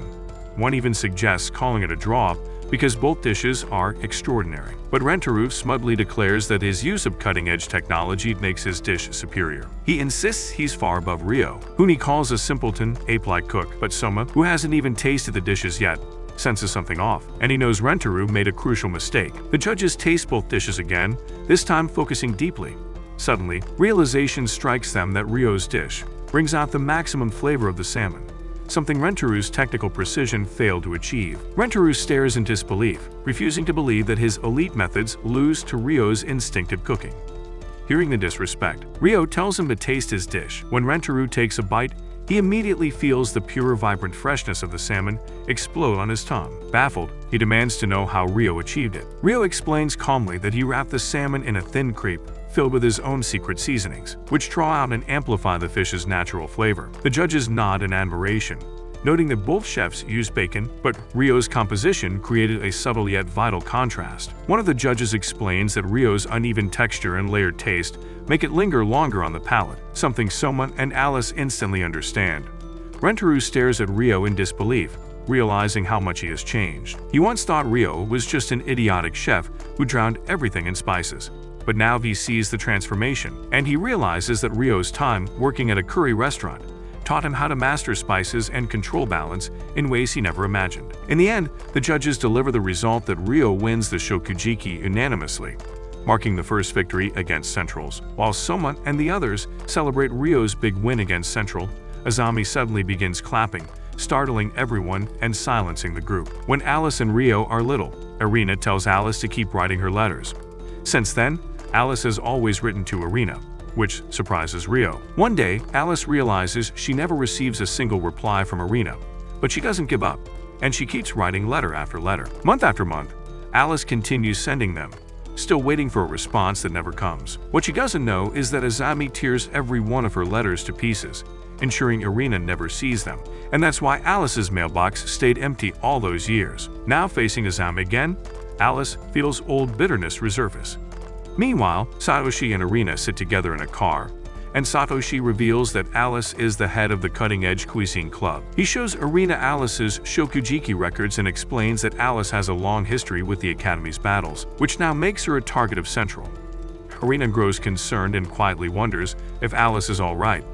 Satoshi notices and teases her, realizing she truly worries about her cousin. Irina denies it, claiming Alice is reckless enough to handle herself. But Satoshi reminds her that Alice was the one who brought her to the dorm in the first place, which is proof that she cares for Irina deeply. Irina looks away uncertain, remembering all the cruel things she once said and did to Alice. Back at the arena, Alice faces Azami and tells him she completely disagrees with his concept for Tatsuki. Azami congratulates her on her recent victory, telling her she is the only club leader who manages to win against Central and avoid disbandment. But Alice doesn't care about the other clubs, and she only cares about stopping Azami's philosophy. She hates his utopia, knowing it will destroy Tatsuki and Irina alike, just as his influence once warped their lives. Suddenly, she blurts out that she hates him, and Azami pauses for a second, before congratulating her win and leaving. After he departs, Alice turns and finds Irina standing there, having heard everything. Alice panics slightly but recovers quickly, reminding Irina that Azami was always the one who stood between them, and if not for him, they could have been close friends. She tells Irina she's been looking gloomy lately and urges her to step outside, to free herself from Azami's control and to live as her true self. Irina is stunned by her cousin's words, realizing Alice truly wants to see her liberated. Over the next few days, all clubs defeated by Central are officially disbanded, and any independent activity is forbidden under Azami's new decree. Students whisper in fear, wondering if any rebellion will arise or if punishment will be immediate. In class, Soma and Megumi, Notice how much the curriculum has changed since Central took over. Every student now has to follow strict recipes with no creativity or freedom. Soma finds it boring, especially compared to his time working at Kojiru's restaurant, where experimentation was encouraged. Somewhere else, Kojiru himself suddenly feels uneasy for no reason, as if he senses something off at Tatsuki. Back in class, a security officer enters and announces that the current instructor has been suspended for refusing to follow Central's new policies, so he tells them that a substitute instructor will take over and enforce Central's curriculum. Moments later, the new instructor walks in, and everyone freezes when they see it's none other than Tsukasa, the first seat of the Elite 10. Tsukasa politely introduces himself and immediately begins the lesson. He decides to give a live demonstration, reminding Soma of seeing him cook during the festival. Tsukasa asks for an assistant, but no one dares to volunteer until Soma suddenly pops up beside him, wanting to learn from the best, and Tsukasa is more than happy to have his help. Together, they begin preparing the day's dish, and as Tsukasa describes the steps, his instructions come out so fast and dense that the students start losing IQ. However, Soma follows along easily, thanks to his experience at Kojiru's French restaurant. Working side by side, Soma and Tsukasa move like Batman and Robin, astonishing the class with their speed and precision. Elsewhere, students in Arina's class are surprised to see her attending again. Arina feels relieved that she's finally brave enough to return, and she believes Azami won't interfere this time. After class, Soma and Megumi finish their session, but Soma realizes he just helped Central by assisting Tsukasa. Before he can dwell on it, Megumi excuses herself for an emergency, leaving Soma alone. Meanwhile, Tsukasa starts tweaking, as despite being the first seat, he hates teaching and gets nervous in front of students. He confides in Soma, admitting he's impressed by Soma's cooking, and even asks if he'd consider joining Central. At the same time, in the locker room, Arina and Hisako change clothes, looking like desserts. Hisako mentions that club hunting has officially been announced, and Azemi's purge is in full motion. But Arina believes that there will still be clubs like Alice's that manage to win, because Central isn't absolute. Hisako watches her carefully, realizing Arina has changed. Arina explains that she used to follow Azami's words blindly, but after seeing Alice and Soma fight for their freedom, she's found her own will and desire to stand up. Then, through the window, Arina and Hisako spot Soma talking with Tsukasa. They listen quietly as Tsukasa invites Soma to join Central, promising that if he accepts, he'll make Soma his personal assistant. Tsukasa insists that Soma's talent could help him become an even better chef, but Soma refuses, saying that he doesn't want to cook under anyone's ideology, and he wants to show people his cooking on his own ideology. Tsukasa presses the offer again, but Soma refuses a second time, teasing that he's worried he might surpass Tsukasa one day. Just then, Megumi returns and Arina pulls her aside so they can continue watching from hiding. Suddenly, Tsukasa raises the stakes and offers to bet his first seat on a friendly competition, and if Soma loses, he must join Central. Without thinking, Soma accepts, refusing to pass up a chance to battle the top student of Tatsuki. They chose French cuisine and venison as the theme. Soma feels thrilled to show off his own take on French cooking, inspired by both Kojiru and Tsukasa himself. As the match begins, Soma and the others watch Tsukasa handle the venison. When he starts cooking, it's as if he's conversing with the ingredients. Arina watches closely, unsurprised, knowing that this calm precision is exactly why Tsukasa holds the first seat. The rich scent of venison fat sizzling in the skillet fills the room, making Megumi and Hisako fold. While Tsukasa works, Soma hesitates and asks Tsukasa why he sides with Central. Tsukasa answers quietly that Azami founded Central with a grand vision to shut down every restaurant in Japan that doesn't meet his elite standards and replace them with gourmet establishments under his control. Soma is horrified to hear that, realizing that if Azami's plan succeeds, his family's humble diner will be erased. Like Martin Luther King in his prime, Soma declares that he will never join Central, and he will beat Tsukasa in this battle, not just for himself, but to protect every cook who believes in cooking freely. Meanwhile, in his mind, there was once a guy who worked at Kojiru's restaurant who proved he wanted to learn more than he talked. Kojiru himself acknowledges the guy because he has never seen someone so committed to learning from his mistakes. So he tells the guy that he has to reach the first seat of the 10 elites. The guy is Soma, and Kojiru wants him to join him soon. Back with the battle, Megumi, Hisako, and Arina watch as Soma refuses to join the Central and dedicates himself to winning the battle against Tsukasa. Just then, Tsukasa and the girls see Soma searching for something in his bag, and he surprises them when he decides to cook the venison with a chestnut snack. Meanwhile, Tsukasa is almost finished making his dish, showing Soma how he plans to cook his venison. Soma laughs because he has just learned something new, But Tsukasa reminds Soma that he can't make a proper dish with ordinary ingredients. Still, Soma is here to win and surprise Tsukasa, determined to prove himself with a Soma-style dish. Suddenly, Soma pulls out a charcoal grill to cook his venison, which makes Hisako furious because Soma looks like he isn't taking French cuisine seriously. However, Arina sees that using the charcoal grill has its benefits, and it can make the venison's outer layer crispy and the insides juicy and tender, meaning Soma is creating a French dish that only he can make. Soma pours the finishing touch on his dish and immediately tells Tsukasa to try it. However, they both quickly realize that they can't judge their own dishes, so Soma suddenly calls the girls to be the judges, surprising them. Tsukasa is also surprised that the girls have been watching the whole time, making them embarrassed because they have been hiding. Soma tells them to be the judges for their match, but Hisako and Megumi remind him that their decision could send him to the central. Even so, Soma wants to end the debate right there, so Arina forces them to judge. Soma serves his dish to the girls and Tsukasa, and Arina smells the rich aroma of the venison. They all try it and immediately feel good, like getting sloppy toppy after a long day at work. Tsukasa is shocked by how good it tastes and how much effort Soma puts into the dish. He is even more surprised that Soma manages to create a French dish with Japanese-style cooking. Arina notices that Soma uses coffee for the venison, which explains the bitter flavor, and Soma never doubts the god tongue because he indeed uses coffee after Kojiro once taught him to use cocoa as an ingredient for wild meat. But Soma doesn't have much experience with cocoa, so he uses instant coffee instead, giving the sauce a deep aromatic flavor perfect for French cuisine. Soma names his original French dish charcoal grilled venison thigh with chestnut sauce. Arina acknowledges Soma's dish because it has the three main elements of a French meal, which makes her cream each time she eats it. Then, Arina praises Soma for his new French dish, surprising Hisako and Megumi because Arina never does such a thing. Suddenly, Tsukasa serves his dish, which he calls 2 faces of roast venison. The girls can't believe how beautiful it looks, and when they taste it, they immediately feel harmony and nature in every bite, because of how much love and effort Tsukasa puts into it, unlike your dad who didn't care at all. Only language you speak is failure! Soma finds the sauce addictive, and Tsukasa explains that he makes one sauce with venison stock and spices, and another sauce with added berries. Arina doesn't doubt that this dish is purely Tsukasa's, and that only he can make a venison dish so divine with 2 sauces expressing its full character. Then, it's time for the judges to vote. The girls struggle to decide which dish is better, but if they must choose the one that expresses venison more deeply, it is Tsukasa's. They can't deny that Tsukasa's dish surpasses Soma's, even though Soma created something entirely new. Seeing the result, Tsukasa asks Soma if he has any comments, but Soma stays silent.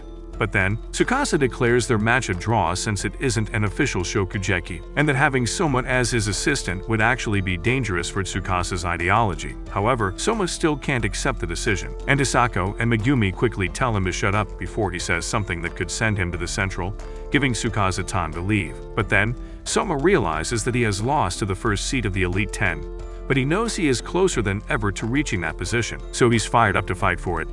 Days later, the Survivor Hunt Shokugeki begins again, where Megumi and Akumi's clubs fight against the Central. Inspired by Soma's passion, Megumi and Akumi win their matches unanimously.